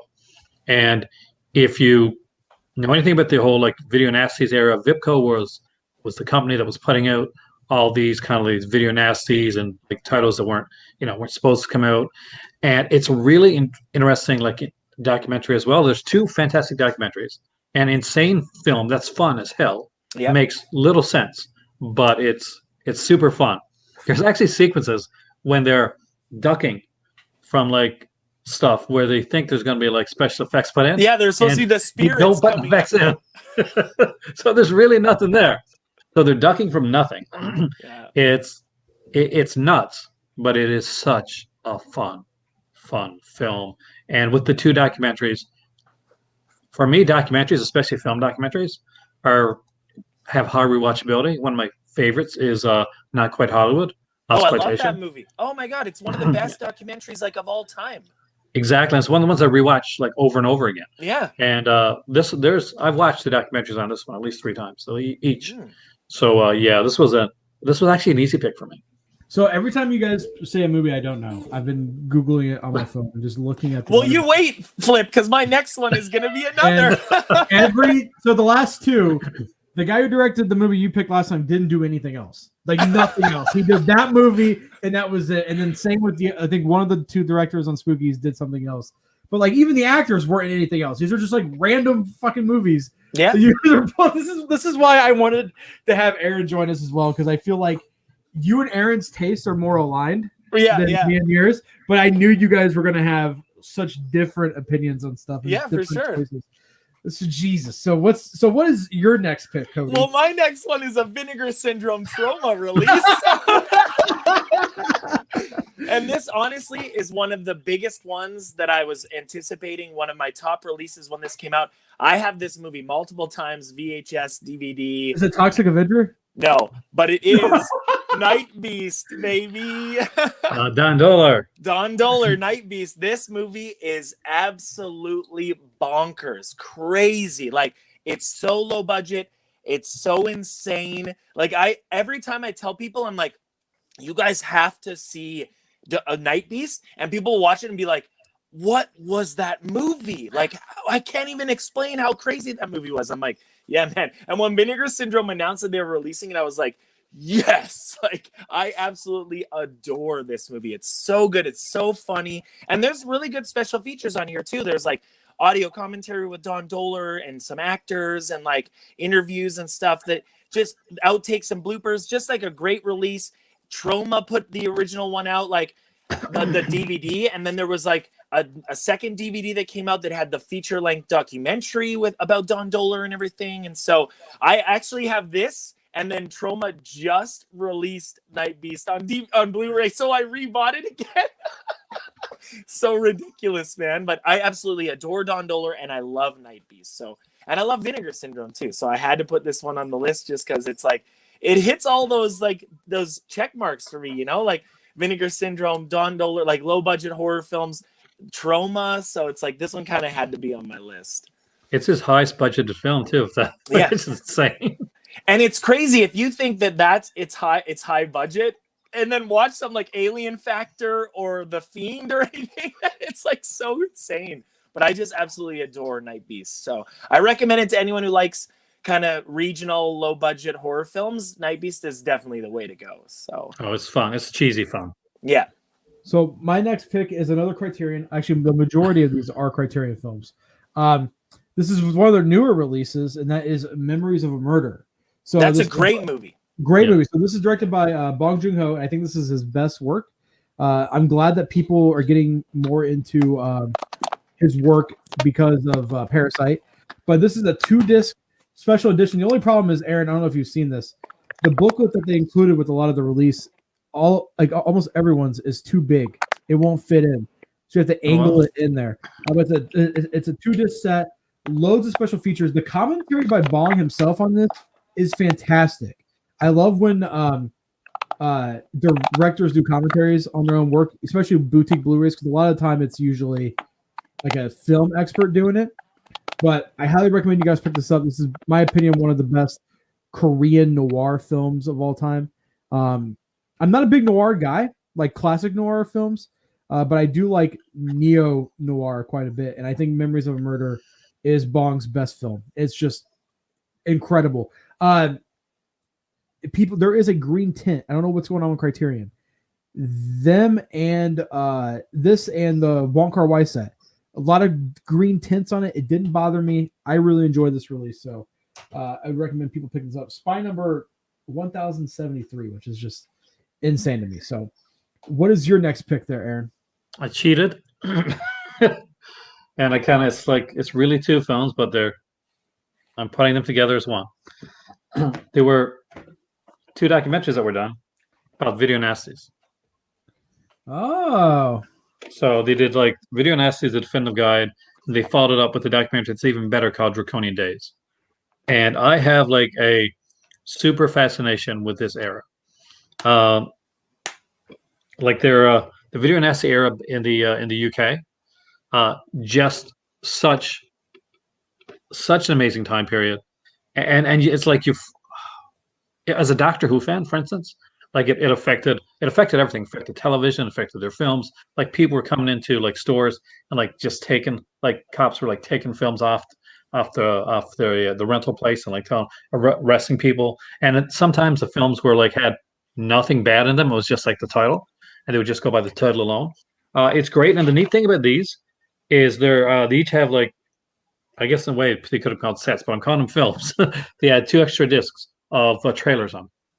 And every trailer is that's included has an introduction before it, so it's almost like getting a second documentary with these trailers, and it is fantastically fascinating. And if anybody doesn't have it, I definitely recommend it, because when you're looking at film history and looking at the history of cinema, this is a period that should not be forgotten, and it's really, really well done. I recommend it anyway. So Cody, I think Cody has his phone plugged in to charge. So was I clipping a lot? Not too bad. It's not too bad this time. So what's your next pick, Cody? I just want to say, because those are the Severin releases, and I think they're absolutely fantastic. I love those documentaries. So if anyone's like interested in the Video Nasty stuff, I highly, highly recommend those documentaries. And I think they only release them on DVD. There's no Blu-ray release. No Blu-ray for those. Yeah. This one's a no-brainer. This is no big surprise for me here. This was one of my top picks of the year so far, and probably one of my favorite movies I've seen in the past like little while, like new movies. Can I guess? What's that? Can I guess? What is it? Psycho Gorman. Yeah, baby. So he has the Hunky Hunky Boy edition. Hunky Boy edition, the Canadian. That is nice. And I just absolutely love Steve Kostanski. I have another Astron film, obviously, on here, so I'm going to talk about that one. There's like Adam Brooks here from Astron 6, so just a big fan. I've talked about this movie at length. I mean, I absolutely love it. This edition is out of print, but you can still get the the American edition and the German, I believe, the media book or whatever it was. So you just can't get this edition anymore. But Psycho Gorman, I highly recommend checking it out. Good movie. So my next pick is for one of my favorite Japanese directors, Sujin Suzuki. I think this is his best movie, and it was kind of hard to pick which one I wanted to pick, because I could have grabbed something from one of his Arrow box sets. I think I could have cheated and said the Taisho trilogy, because I think it's really good. But I think Branded to Kill is an incredible, incredible film. It is beautifully shot. Some of the most gorgeous imagery I've ever seen in a film. Very inspirational. And also, this only has like 1 or 2 special features in it. It's a very small release, but it looks great. It's a great film. Joe Shishido is one of the best actors of that time period. You know, the big chipmunk guy with his chipmunk cheeks. Love him, and he does a great job in this film. So if you want a good, I don't like a Yakuza noir film. I would highly recommend Brand to Kill. Tokyo Drifter is also really good, which is also by Criterion. Bureau 2-3 Go to Hell Bastards is by Arrow is great. His 2 box sets are sold out, which I have, and they're amazing. But he's just overall one of the most talented directors ever. So, Branded to Kill. It's an excellent film. I'm pretty sure it gets Arrow edition of that. And yeah, I kind of like that. He had like two different versions of that film on there actually, which was also kind of cool. Wait, they have two. Wait, the Arrow one has 2 versions of the film. Well, like they got that one, they got a remake of the film, like that came later on. Okay. Because I know, because that's one of the ones that I picked up. I was going through this whole big like Asian cinema phase, and one of the ones I picked was Brandon to Kill because I really wanted to see it again because I'd seen it when I was younger. And they said, okay, we have this other version of like this. I can't remember what's called now. It's like a Pinky Violence era style version of Brandon to Kill. And I was like, got to see it. Wait, really? Yeah. Oh, I'm gonna have to. Well, here. So I've been going through my collection, and I like Cody knows this. If a release, even in the UK, has an Arrow version over a Criterion version, I will get the Arrow version. Just because I think they do a better job overall with their masters. I think their special features are kind of more my style. So I might pick that up. I want to see the Pinky Violence version of Branded to Kill. That's incredible. Just trying to bring it up here now because I'm trying to remember what it was. And that's like this really cool like artwork. Yeah, I love that artwork. So that second version is on that disc. Yeah, so like it's I'm trying to get down to where's it at now? Where the features are. Yeah, it's hard to find on the phone. Come on. I'll try to pull it up too. There's a. Oh, here we go. Extras. Yeah, so there's Trapped in Lust, 1973, a delirious Roman Pono reimagining of Branded to Kill, with one of his done by one of his collaborators actually, at Sushi Yamato. I'm butchering the name there, by the way. Yeah, this looks. I might. Yeah, here we go. Extras. There. Yeah, you're right. It was hard to find on the phone because you have to. Yeah, you got to scroll down through. Trapped. Yeah, delirious Roman porno reimagining. Huh. Yeah. I might. Yeah, I'm gonna have to pick that up now because some of the. I have the Arrow release, so I'm gonna go watch that other film because I don't remember that one. I mean, this has more special features than this. I feel like you get a whole new version of the film, plus you get an interview with the director. You get an interview with Joe Shishido and critic Koshi Ueno. Original trailers, reversible sleeve. This just has video piece featuring new interviews with director Sujin Suzuki and assistant director, interview from Suzuki, and interview with Joe Shishido. That's it, plus a trailer. So I might pick up the second version of that. Pistol Opera. That's no, it doesn't say Pistol Opera. It says I think that he was guessing the film I was talking about. Okay. Aaron, what's your next pick? Okay. Staying on my really classic stuff, but there's a reason for this stuff. This is a Scream Factory release. Okay. Silent Night, Deadly Night 2. Why the 2? Well, there's a specific reason. I like Silent Night, Deadly Night, the original film, better. It's a better film. But, one, you get the best parts of Silent Night, Deadly Night here in the first 50 or so minutes of this film. But the real reason for this is, and like the true reason is, there's a documentary on this film. Now, Scream Factory have been doing some really great work with their documentaries. They put out the Urban Legend. Jamie's here actually. They put out the Urban Legacy. It was 47 documentary, which is amazing. It was like from like conception right on down to after the film came out. But one of the things about this, and when I'm a YouTuber, we're all on YouTube, and there's a lot of like ones where basically there's a lot of channels that really rip films apart, and I try not to do that on my channel so much. Mm-hmm. There's a reason for that, and one of the reasons is in this film right here. The guy that played the role, and obviously, he did the job that he did. He's been in other films too. If you like Vinegar Syndrome, you got the Lynn Quigley double features in that. His eyebrows from this film. But there's a documentary on here, and they're talking to him, and they're talking about it, and like it's kind of lighthearted and stuff. And they're going through basically, that I didn't know it was a cult hit, and I found it later on. And there's this one moment in the documentary where he's talking, and he's like, well, I had plans. I had big plans for my career, and it didn't work out that way, and my heart broke because as a guy that almost became an actor, that's what I wanted to do, and to see that he's like one, okay, yes, he's famous, he's got the famous garbage day meme out there now, but it's been great for him, and at the same time it's been heartbreaking for him. And that was it's always hit me. So anytime that I feel like that I'm going to make a video, and I feel like, okay, no, I'm gonna rag. I'm above this type of thing. I watch the documentary, and I'm like, you know what? No, I'm not, because that's just me. I'm a softie. But there's that sequence in the documentary. It's a great documentary too. The film, it is fun. I mean, like Elizabeth Caton is in it. I'm a huge Elizabeth Caton fan. So she plays the girlfriend later on. She's done a ton of films. You'll know Elizabeth Caton right away. She's not in Splatter University, but she's used as a cover model for Splatter University. Oh yeah, that's a great movie too. Which is actually pretty fun. And of course, she got the VSA. Which one is it? Is it Necromancer? I think she stars in. Yes. And so. That's a cool little film. I actually like that one.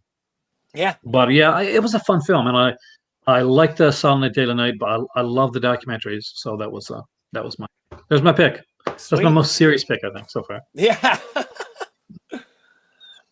Flip, I'm gonna put another one. All mine are my singles are bonzo, weird fun, Cody films, and this one, no brainer if you know who I am.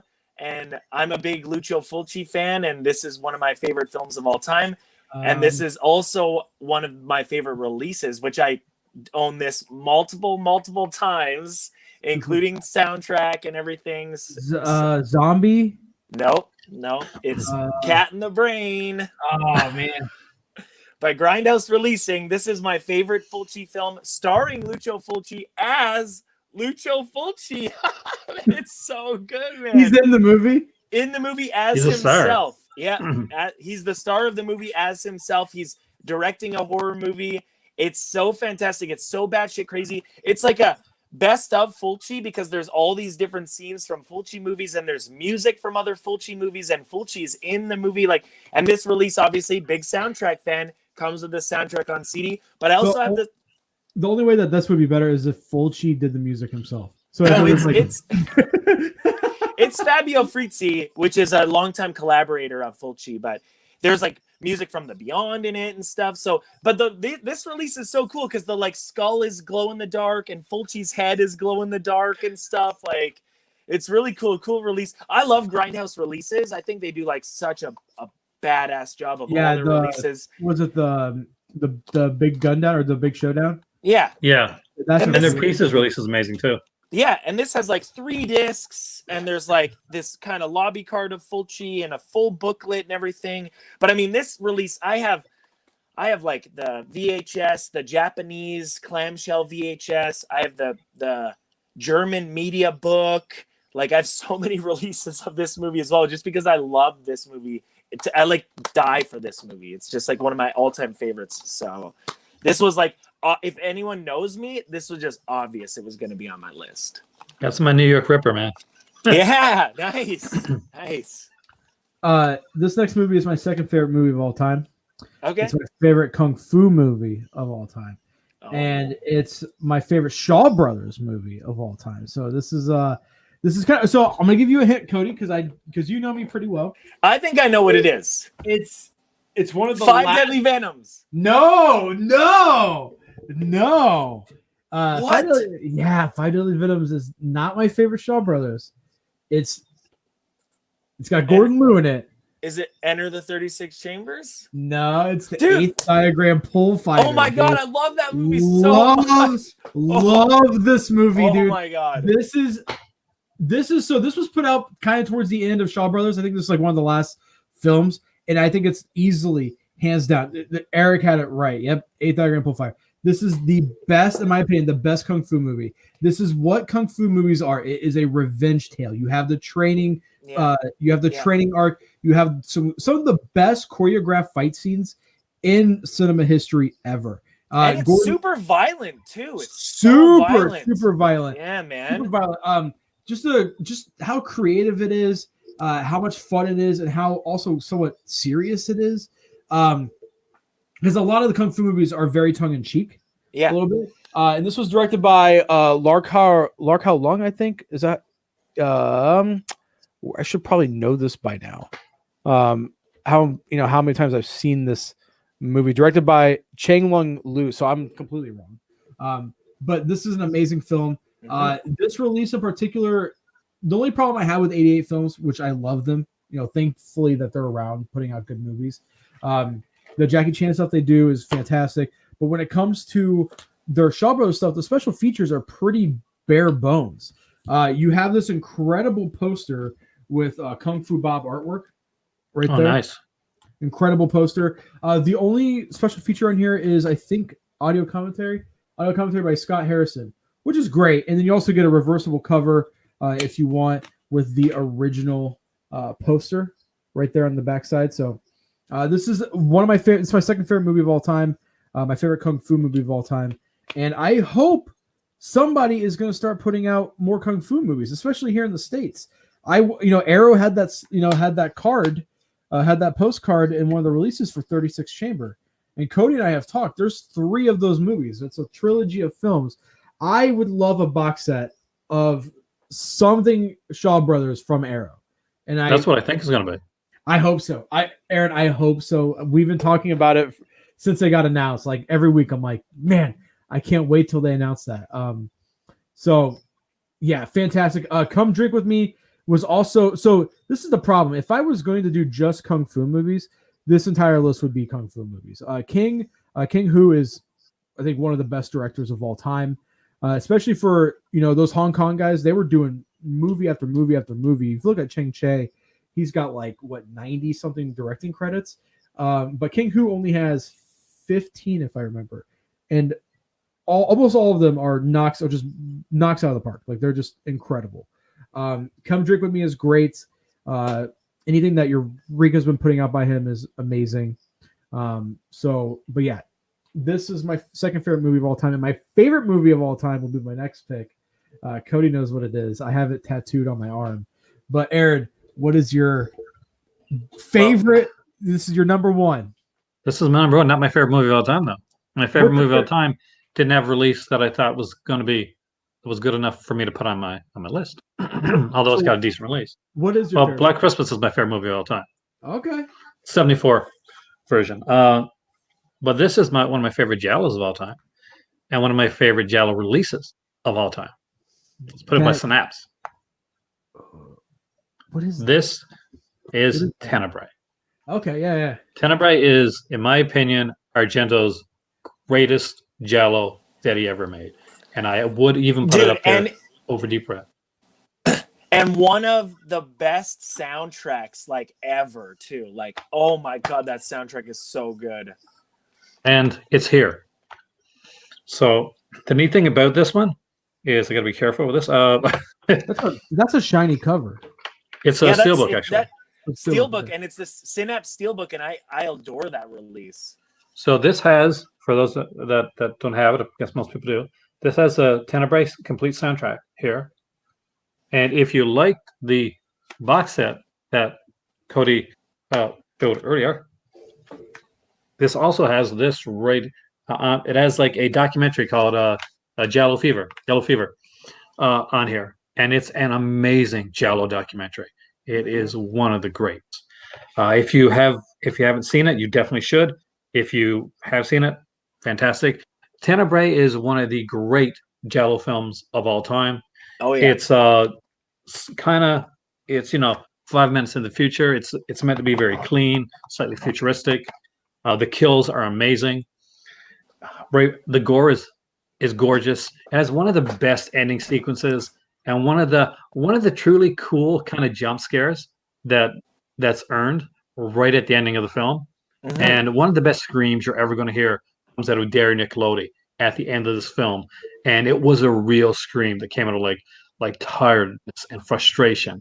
And so when she screams, she truly like just lets it all out. And it's amazing. It is a bone-chilling scream at the end of the film. I love Derry Nickelodeon, rest in peace. This is Argento's, for me, this is his greatest work. I know a lot of people have Suspiria and like Deep Red because it's the penultimate one. But Tenebrae has again the greatest soundtrack of any film that he put out, and that goes with Suspiria and Deep Red Novel. I love Tenebrae. Well, I used to work at a bank, and I used to have like a digital copy on an iPad of Tenebrae. So when I was like doing like my behind the stuff, basically I was doing the money counting stuff at the bank. I was listening to the Tenebrae soundtrack, and it like kind of focused me. But this is a great release. This steelbook is unfortunately long at a print, though I think you can buy. It's the same. You can buy the regular edition. I'm not sure if the CD soundtrack's included. If it is, definitely grab it. If the documentary is included, you really need this. Aaron, who is your favorite Scream Queen from my good buddy Ogie? My favorite Scream Queen? That's hard. I mean, honestly, it goes by era. I mean, like you got people like Jamie Lee Curtis, who I think is fantastic. There's Linnea Quigley, who was wonderful. And then you get like the more modern ones, like the Tiffany Shepherdses and people like that which I think do great stuff. It's really hard. I cannot say for sure. I'd be lying if I told you that I knew. Yeah, I'm the exact same as Aaron. I like Tiffany Shepis. I like Linnea Quigley. I like Michelle Bauer. It's so hard to like say who's the best. They've all done really great work. So, and like Michelle Bauer, and Tiffany Shepis, like my God, are they got like like they were gorgeous and even more gorgeous throughout the years, and that is. I would like to have some of whatever they're drinking. So, Cody, what is your final pick? Okay, so and then I'm gonna have to dip. I already know what Flips is. I'm gonna have to dip out as soon as because my phone is literally gonna die. So I have to do mine real quick. Peace out. Thanks, Aaron, for coming and doing the stream. Subscribe to my channel, Trauma Nerd. Flip already knows what yours is because you spoiled it with the tattoo. But this one's super obvious. I'm a Trauma fan and I'm an Astron 6 mega fanboy. So I had to put Father's Day on my list. So Yes. This is like the limited Trauma release. I have multiple. I have multiple, that. Nice. I have multiple copies of this movie as well. 2 or 3 media books and VHS. I have 2 or 3 T-shirts and autograph posters. It's just one of my favorite movies of all time. One of the best This film was made for $7,000 in Canada. This is a Canadian film made for $7,000, distributed by Troma by these cool young filmmakers, all younger than me. They're just this cool collective, Astron 6. They've all gone on to do other stuff, Steve Kostansky did The Void and Psycho Gorman, but he also works on Pacific Rim, and he did Leprechaun Returns, and so these guys, and they did the Divorced Dad series that played on YouTube, and then Kino Lorber released it and stuff. So I love Astron 6. I'm a huge Troma fan. So this one definitely has to be on my list just because I could watch this movie every day of my life. It's one of my favorite movies, period. And I took Adam and Matt out for dinner right before it played here, it premiered here, where I took them out for dinner, and we were just chatting with them, and then I did a Q&A with them and stuff like that. So this film holds a big place in my heart. And I have 1907 of 5,000. So there's my number. I kind of want to find out what number I got again now. Yeah. That'd be so crazy if you had 1908. Yeah. You guys were just number buddies. That'd be so funny. But anyway, I got a dip. Thanks, Aaron. I love your channel. Dude, I try and watch you as much as I can, especially when you're doing the streams, man. So I really appreciate you coming on. And Flip, I'll see you next week. Let me know what we're going to talk about. I'm sure I'll talk to you tomorrow. I'm sure Yeah, we'll talk more probably. text. Love you, bud. Later. Peace. See ya. Have a good one, man. You too. All right, Aaron, my final pick. And guys, audience, my final pick. My favorite movie of all time. Aaron, we're friends on Facebook, so this might give it away, but I got a tattoo of it. Of the logo from this movie. Can you? I'm waiting. It is Seven. Oh, wait, where's that? It's Seven Samurai. This is my favorite movie of all time. This is an absolute incredible release by Criterion. It's by number 2. Yep. I think overall for a single package, this is their best. This is their best. I don't think anything has touched it. One of the commentaries on here has like 5 people on it. Let me see here. 2 audio commentaries, one featuring film scholars David Desir, Joan Mellon, Stephen Prince, Tony Ryans, and Donald Ritchie, which is an awesome audio commentary to listen to. Then you got other from Japanese film expert Michael Jack. A whole second disc of nothing but special features. This is a 207-minute epic. Now, this is my favorite movie of all time. Objectively, I don't think it's Kurosawa's best work. For me, that's Ron. But it's my favorite movie. You get an incredible book, nice and thick. There's the logo that I have tattooed on my arm right here, right next to a Buddhist, a corrupted monk from the game Sekiro, which I'm getting finished here next Monday. Actually, there's the nice. Blossoms. Yeah, so that's my mom did not like that. Have you heard the rumors about the Kurosawa box set coming from Criterion? There's a rumor. Ooh, they had that DVD one that's so long in print. But I really hope they do. Because there's a few movies like Redbeard that's missing a Blu-ray. So hopefully we do get there's a rumor. It's been strongly rumored for a while, but like the rumors are starting to come ahead again, like recently. I heard that that they might have the rights to Hard Boiled and The Killer, and that Spy Number 1100, because that's coming up soon, will be that release. So that's so? I mean, it's got to be something substantial, right? It's got to be. I mean, yeah. See, I thought it'd be the Kurosawa box set for something that big, to have something like huge again. But it'll be interesting to see, because they put out some great box sets. I know you don't like a lot of the packaging, and I think they did dirty with Varda, actually. Anya Varda, they did dirty with her box set. They should have done much better with that.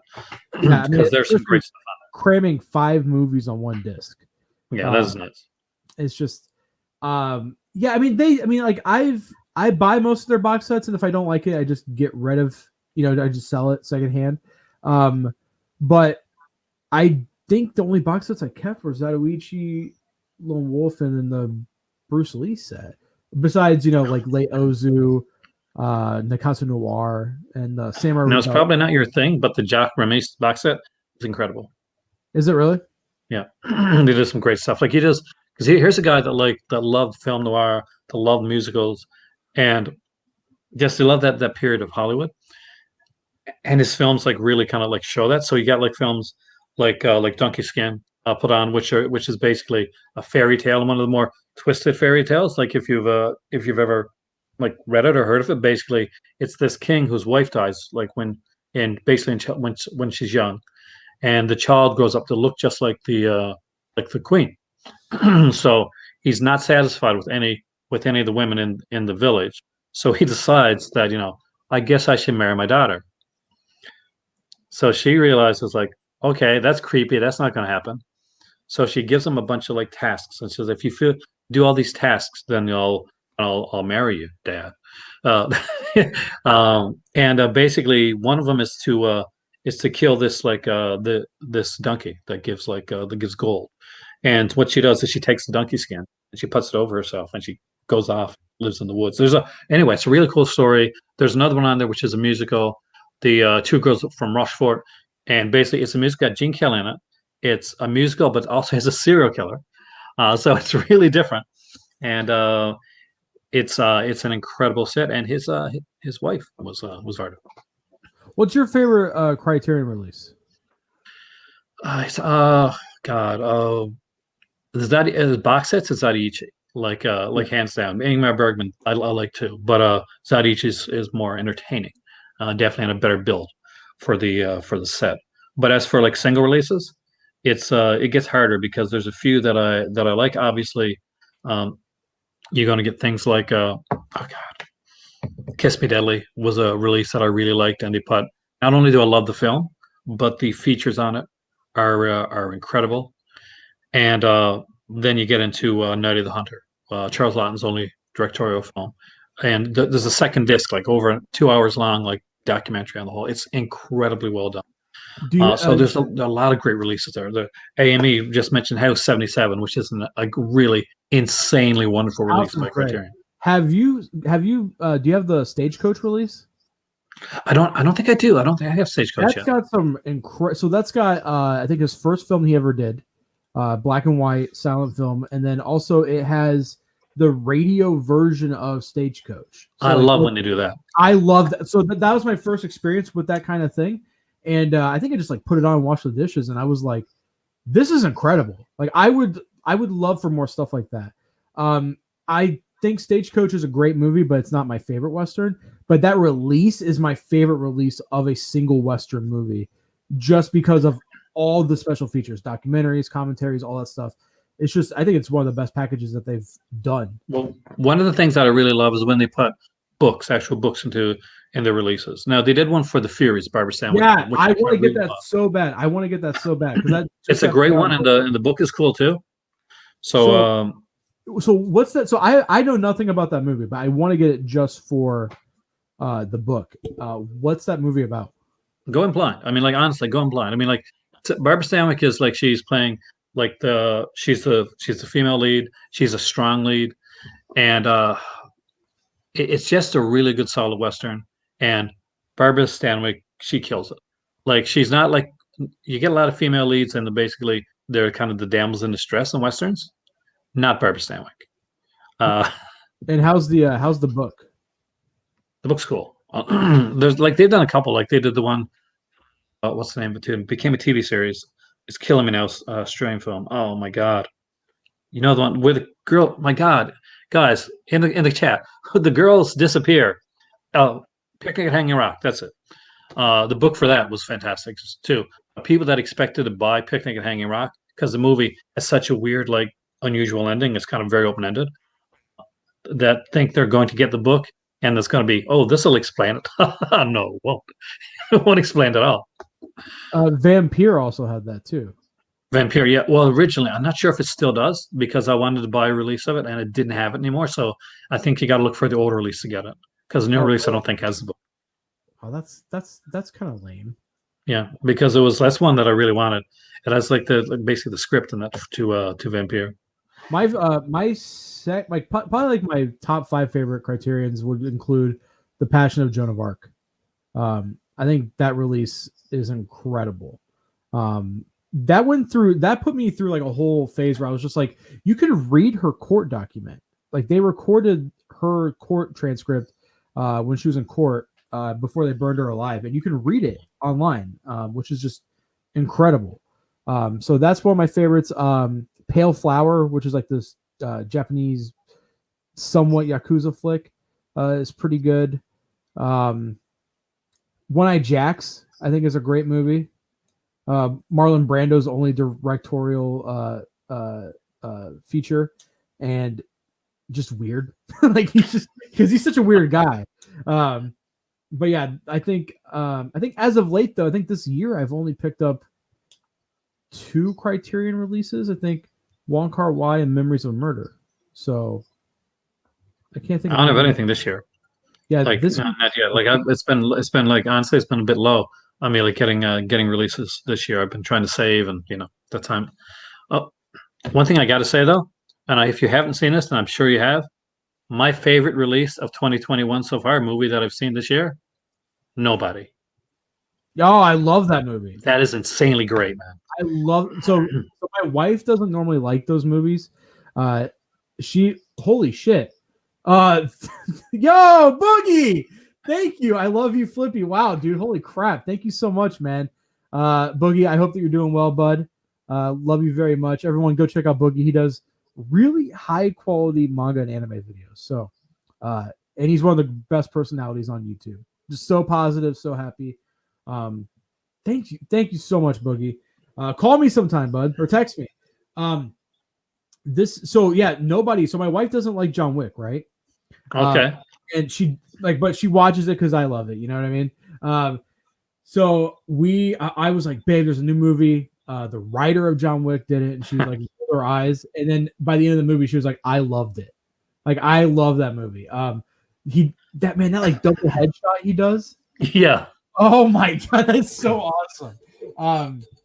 That's the same studio that did the John Wick, like the same production company that did John Wick. Yeah, because I think the director did like Hardcore Henry, some other stuff like that. Yeah, and then anything tied to that studio, I'm pretty much gonna watch. You know, the John Wick movies, I'm gonna watch. See you, Matt. Have a good one, buddy. Nobody. Yeah, that's Matt. They're doing a live action adaptation of Hellsing, and then Chad Stahelski, the director of John Wick, the 1, 2, and 3, he's doing a movie adaptation of the PS4 game Ghost of Tsushima. So they have some pretty cool projects in the pipeline. That'll be great. My better half loves those type of films, and we were sitting watching Nobody, and we watched because we rented it because it's not out yet to buy, and she was so like she was like a kid, and by the time the movie ended, she's like, "This is my favorite movie this year. I love this. She said this was made for me," and we immediately went and we ordered the 4K release. Read it for when it comes out right away. I'm trying to think of what else came out this year. Godzilla. Did you like Godzilla vs. King Kong? I loved it, and for people that said it didn't have a definitive like victor, it did. It says a very definitive victor. Godzilla kicks his ass. You know. Yeah, he literally stands above him and puts his foot on him. Like they work together afterwards, but Godzilla wins. Spoiler alert. Sorry, guys. Spoilers for a kaiju movie, guys. Yeah. Also, I love the fights in that movie. I think this is the problem with most American kaiju films is that they can't tell a good human story. I feel like they gets lost in I feel like the way they spoilers for Godzilla vs. King Kong, guys. The way they in that movie and how Godzilla wins is they spill a drink on the control panel for Mechagodzilla. Like it's so dumb. It's so just like eye-rollingly dumb. But I love the design of Mechagodzilla. I love King Kong. I love the little like touches he does, like where he's doing sign language and stuff. I thought that was great. What'd you think of Mortal Kombat? Actually, I liked it. I thought it was fun. I mean, people know I didn't like Mortal Kombat. What do you expect? It's called Mortal Kombat. It's from a video game where you smash buttons and lots of blood and guts happen. That's literally what this is. Now, I'll be honest with you. I was not sold really big on the lead because here's the thing, and not that I'm on the actor. It's just that we meet him early on. He's like the son of a specific character in the film. So at least I'm not sure about you, man, but I was thinking, okay, there's going to come a point he hasn't got his power yet, but when he gets his power, it's obvious what it's going to be because it's. We can talk spoilers for Mortal Kombat, guys. Yeah. So everyone's powers are cool. Obviously they're tied to the video game, but his is a suit of armor, with okay. And just gives him a couple sticks, like fighting sticks too, right? Yeah. So, but no, he's Scorpion's son. Why didn't he become the next Scorpion? So he's not Scorpion's son. He's the child. He's the direct bloodline to Scorpion. Yeah. But you would think that would be the next Scorpion. Would be. I think they should have just made the whole movie Scorpion versus Sub-Zero. I think they should have made it a period piece. The Lin Kuei versus Scorpion. That sequence was amazing. Kano's great too. I love Kano. So apparently Kano improvised a lot of his stuff. Asian movie enthusiast says literal plot armor. Yeah. No, but I thought the casting was amazing. I think who they picked, Joe Taslim from the Raid series and the Warrior show on HBO Max. He plays Sub-Zero, and then I'm terrible, but I know the guy who plays Scorpion is an incredible actor. The person who played Liu Kang and Kung Lao are all great as well. I think the casting is good except for the lead. See, I don't think he's a bad actor. I just think he's like kind of a lamer like Yeah. job. Like he's portraying a character outside of like Mortal Kombat. This is original character. So Yeah, I mean, honestly, we should. I don't think we needed a new character. I think they should have just focused on the cast that they already had. The fatalities were amazing. oh yeah. You know, just incredible. Especially Kung Lao throwing his hat down, and I slicing. want a sequel. I want a Johnny Cage sequel, man. I hope they do a sequel. Sub-Zero, the guy who plays Sub-Zero, signed on for 4 movies, so that's amazing. So hopefully, Who plays Johnny Cage? I don't know who. All right, so who do you pick? I don't like there's a couple people that have been mentioned. I like the original Johnny Cage back in the day. I thought he did a great job. But somebody this is going to piss a lot of people off. He's a wrestler. John Cena. No, That's who I was going to say. I Miz. think Because he's Oh, really? Hollywood. Miz. okay. That's what he is. That's literally the character that he is. He is how Ryan Reynolds. They're a fantastic job. But he's doing so much. He's in so many franchises right now. I'm not quite sure if he'd do it. But he's in Pokemon. He's in he's in Deadpool. He definitely would be great for Johnny Cage. But I think if they're going to pick somebody like that hasn't done a lot or done, I guess The Miz has done a bunch of like direct to DVD movies, right? Those Marine sequels. He did a bunch of those. But yeah, he's got that Hollywood cocky look to him, and that's what Johnny Cage is. He's a really cocky asshole. That's a good fighter. Now, how do you? So I don't hate Mortal Kombat Annihilation, and I think it's probably because of like I saw it at a young age, and I just think it's great. It's cheesy fun. It's like it's Mortal. Oh my god! I mean, like look at all the movies that have come out that are based on video games, like Super Mario Brothers, Street Fighter. I'm like, are the Mortal Kombat movies like lower than the? I don't think so. I even like Mortal Kombat. Had great TV series too. I like the Mortal Kombat TV series. I did actually like Conquest quite a bit, even though that was that TNT back in the day. I'm pretty sure that was TNT. I was watching some fight scenes of that earlier this week, and I was like rolling my eyes at how cheesy it was. But I was like, I love it though. Like the guy who plays Quan Chi in that series is just amazing. What else came out this year that's a big Justice League Snyder Cut? Did you see it? I did. I still haven't seen it. What did you think? I liked it. I mean, it's better than it's definitely better than the original cut. I thought that it's 4 hours long. Now there's good points and there's bad points, but with the 4 hours, it really establishes the characters better. Cyborg was badly mistreated in the Joss Whedon version, both behind the scenes and in front of the scenes. That his characterization, his character, much more important in Snyder's cut. And everything's better in Snyder's cut. If you've seen the original Justice League and you like it at all, then you're gonna like it a lot more. If you don't like the Snyder version, if you're not a Man of Steel fan, you didn't like Batman versus Superman, any of that type of stuff, I'm not sure it's going to win you over. But if you're a fan of Snyder stuff already, then this is definitely it definitely stays the course. I think and it's better than like Batman versus Superman. I forgot. My God, yeah. I think Snyder's best movie is Dawn of the Dead remake. Oh yeah, I love his Dawn of the Dead. I love that movie. But before we wrap up, Aaron, just some quick questions. What's been your favorite movie of the past 5 years? Past 5 years? Oh my God. Yeah, I really don't know. I mean, lately I've been watching so much stuff that's been I've done I guess like a lot of people on here.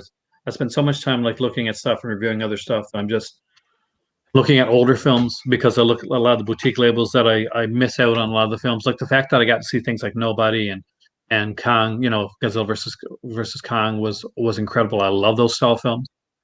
Whoa, we have another donation. All right, from Dylan. Dylan, thank you, dude. Honestly, Snyder Cut is a good action movie, but a horrible movie true to the lore and what the Justice League actually is. Just my opinion. No, she's right, actually. The fact that there's a Justice League cartoon in there, which is incredible, and all you had to do, you could have picked actors, took episodes of that Justice League cartoon, put it on the screen, bam, right there, you got a fantastic Justice League. Does Cult of Cinema have his own private theater? Says Ogie. Sort of. Well, yeah, I guess I'm not a theater. So I got my own private setup. I got two. I've downstairs. I've got like only got a smaller TV. I got a 55-inch here right now. We want to get an 80-inch. That's what our next one's going to be.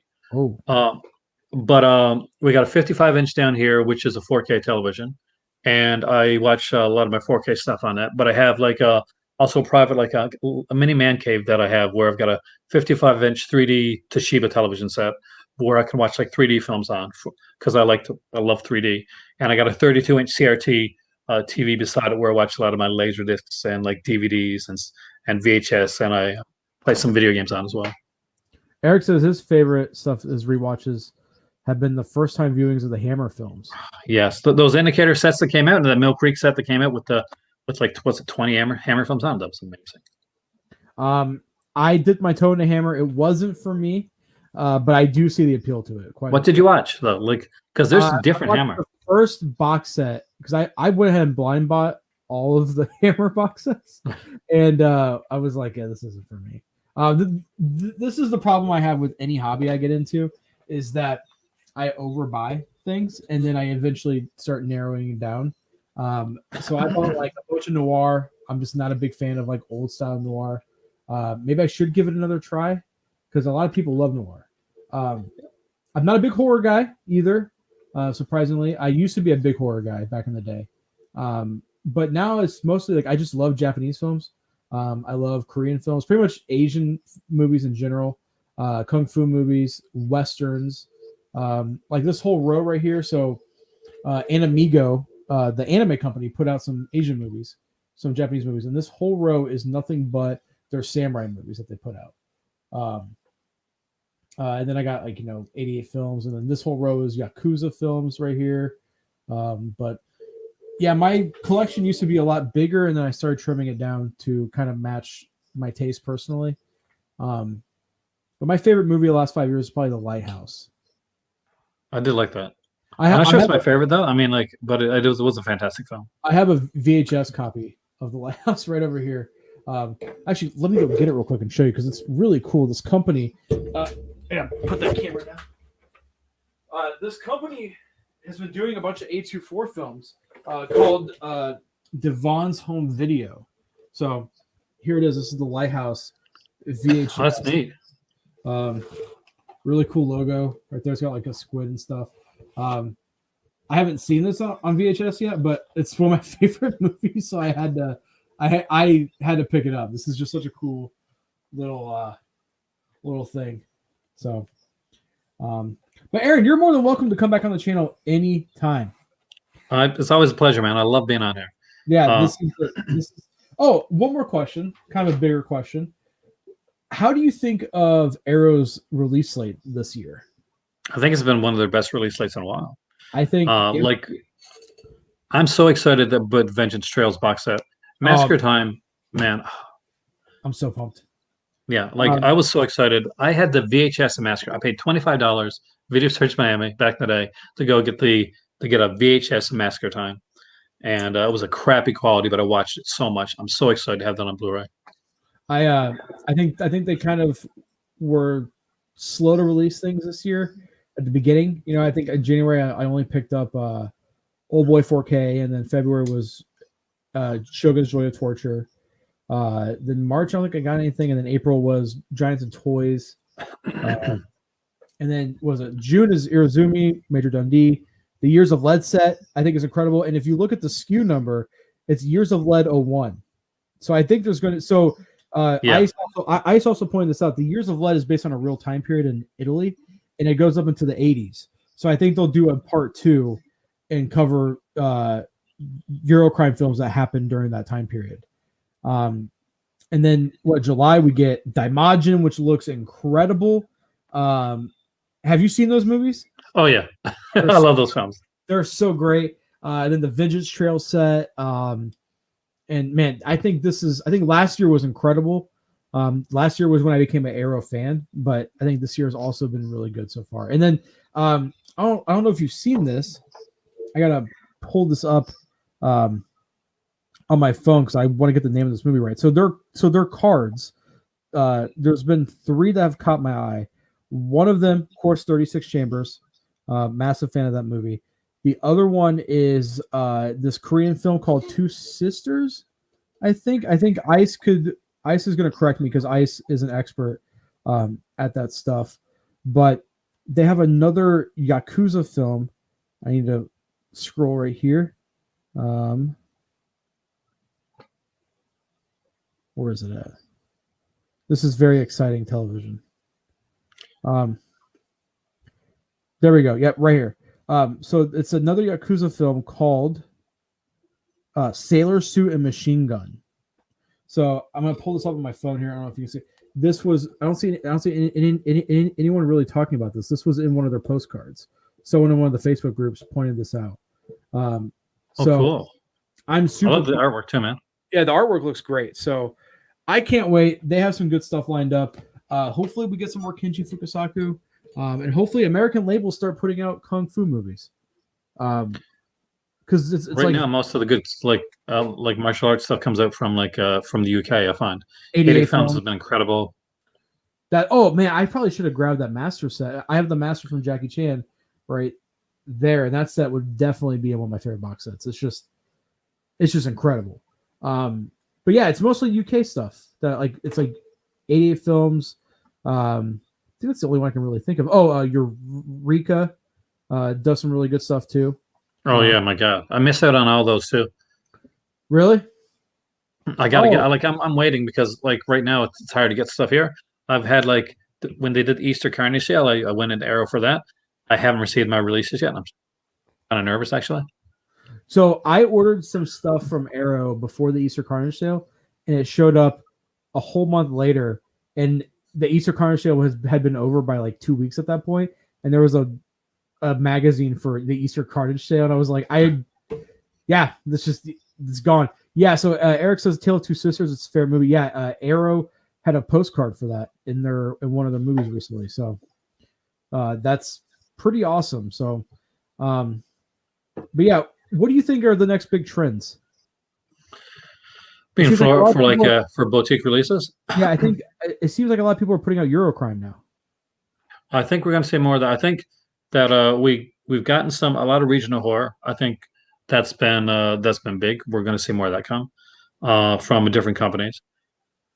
I think we've just scraped I know you're not a big horror person. I think we just scraped the surface when it comes to a lot of the Spanish horror that can be put out. So there's a lot of stuff that they can do with that. As far as Arrow's concerned, I think we're going to see a lot more releases in the style that you like. I think that we're going to get a lot more of that.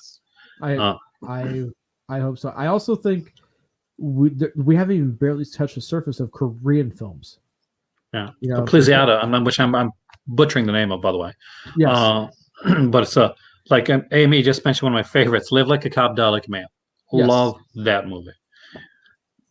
And if you anything Ray Lovelock, by the way, anything with Ray Lovelock, I will watch. And fanboy when it comes to Ray Lovelock. I think he's fantastic. He's a great actor, and he does music as well. So because he was in a band, and he plays a lot of music for a lot of his films. I bought Mondo Macabre's Queens of Evil, which I definitely do recommend. It's a very different film. It's kind of a folksy horror film, very kind of slow paced, kind of weird, kind of different. If you like kind of witchcrafty style films, you're probably gonna like it. If you don't, you mightn't actually, because it's not the quickest paced film. But it's this Dylan-esque style song in it, which I thought was fantastic. And I actually, because the song plays, on the menu, and I said, okay, I'm gonna watch this movie right now, and I'm listening to the song on the menu. I'm like, I'm gonna listen to the menu for another 5 minutes or so before I put the film on, which is what I did actually. But I think I think you're right. I think regional horror is going to be a big push, especially it seems like Vinegar Syndrome is kind of doing that already with the homegrown horrors. I want kung fu movies put out by Arrow with special features.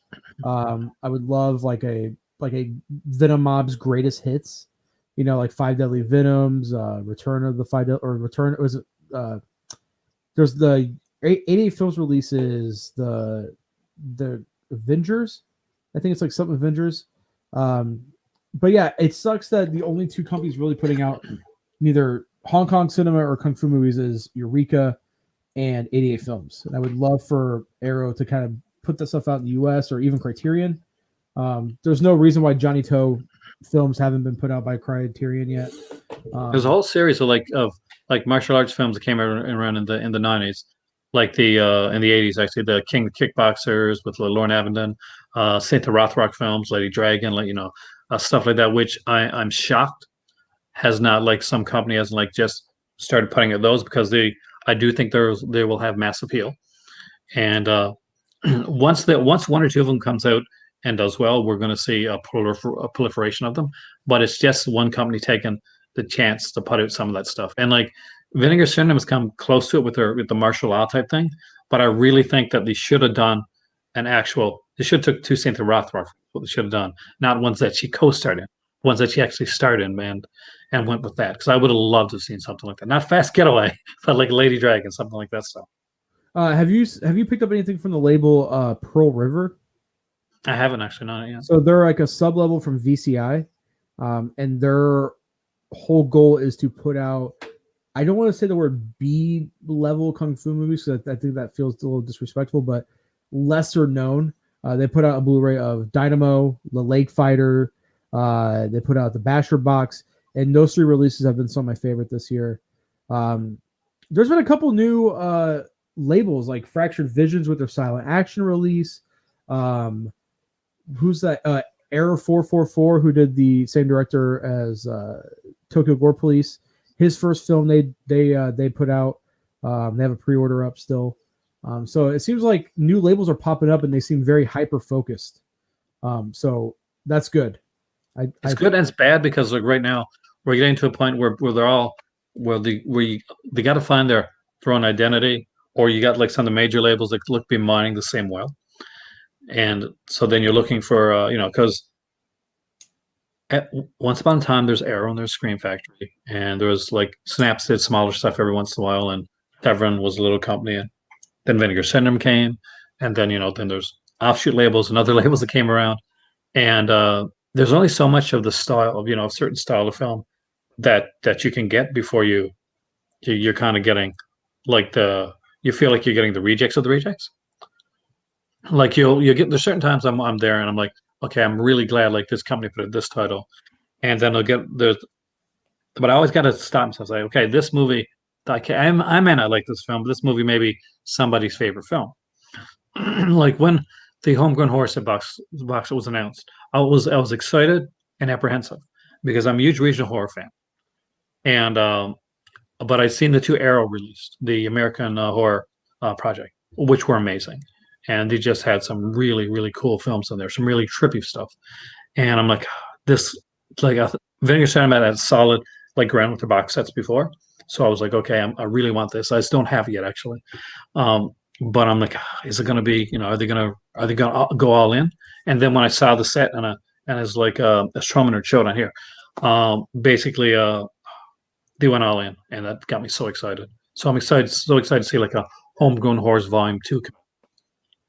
Yeah, and do you think maybe they'll do region for each volume? Like, this region was what, U.S. Maybe region volume 2 would be Mexico, volume 3. France. That'd be interesting. I'd love to see that. I think that for the Homegrown Horror stuff, there's enough stuff like around that we're going to see a bit of like the North American stuff. But the fact that they are putting out a lot of like these the Forgotten Jolly sets, and there's a Jolly Spanish horror box set, combination box set coming in September. So that's got me intrigued, because it's not Forgotten Jolly, but it's Italian and Spanish horror. So it'll be interesting to see what comes out of that. That'll be an interesting one to see. I know there's also one that I can't talk about, but we got a release coming out that intrigues me from another country too, which is going to be kind of cool. Well, on that note, let's go and wrap it up. This has been a fun almost 2.5 hours. Holy shit. Aaron, thanks for joining us. I hope to have you on again soon. And everyone, if you guys are probably here because of Aaron, but if you don't know who he is, go sub to him. He's one of my favorite people to watch. He does almost like 3 times a week you do live streams? I try to. Lately I've been feeling a bit of the burn flip, but but I try to. The burn is real. I was covering manga and anime, and I was doing videos, and then now these live streams is pretty much all I do on my channel, just because the burn hit me, and it hit me hard. So I do want to get back to reviewing full on releases. So I'm thinking about doing like I did a guide to Lone Wolf and Cub. I'll probably do like a guide to the Zatoichi films because there's a bunch of spin-offs and stuff. So Oh, I'd love to see that, man. so yeah, we're going to go ahead and go. Thank you guys so much for tuning in, and I'll see you guys next time.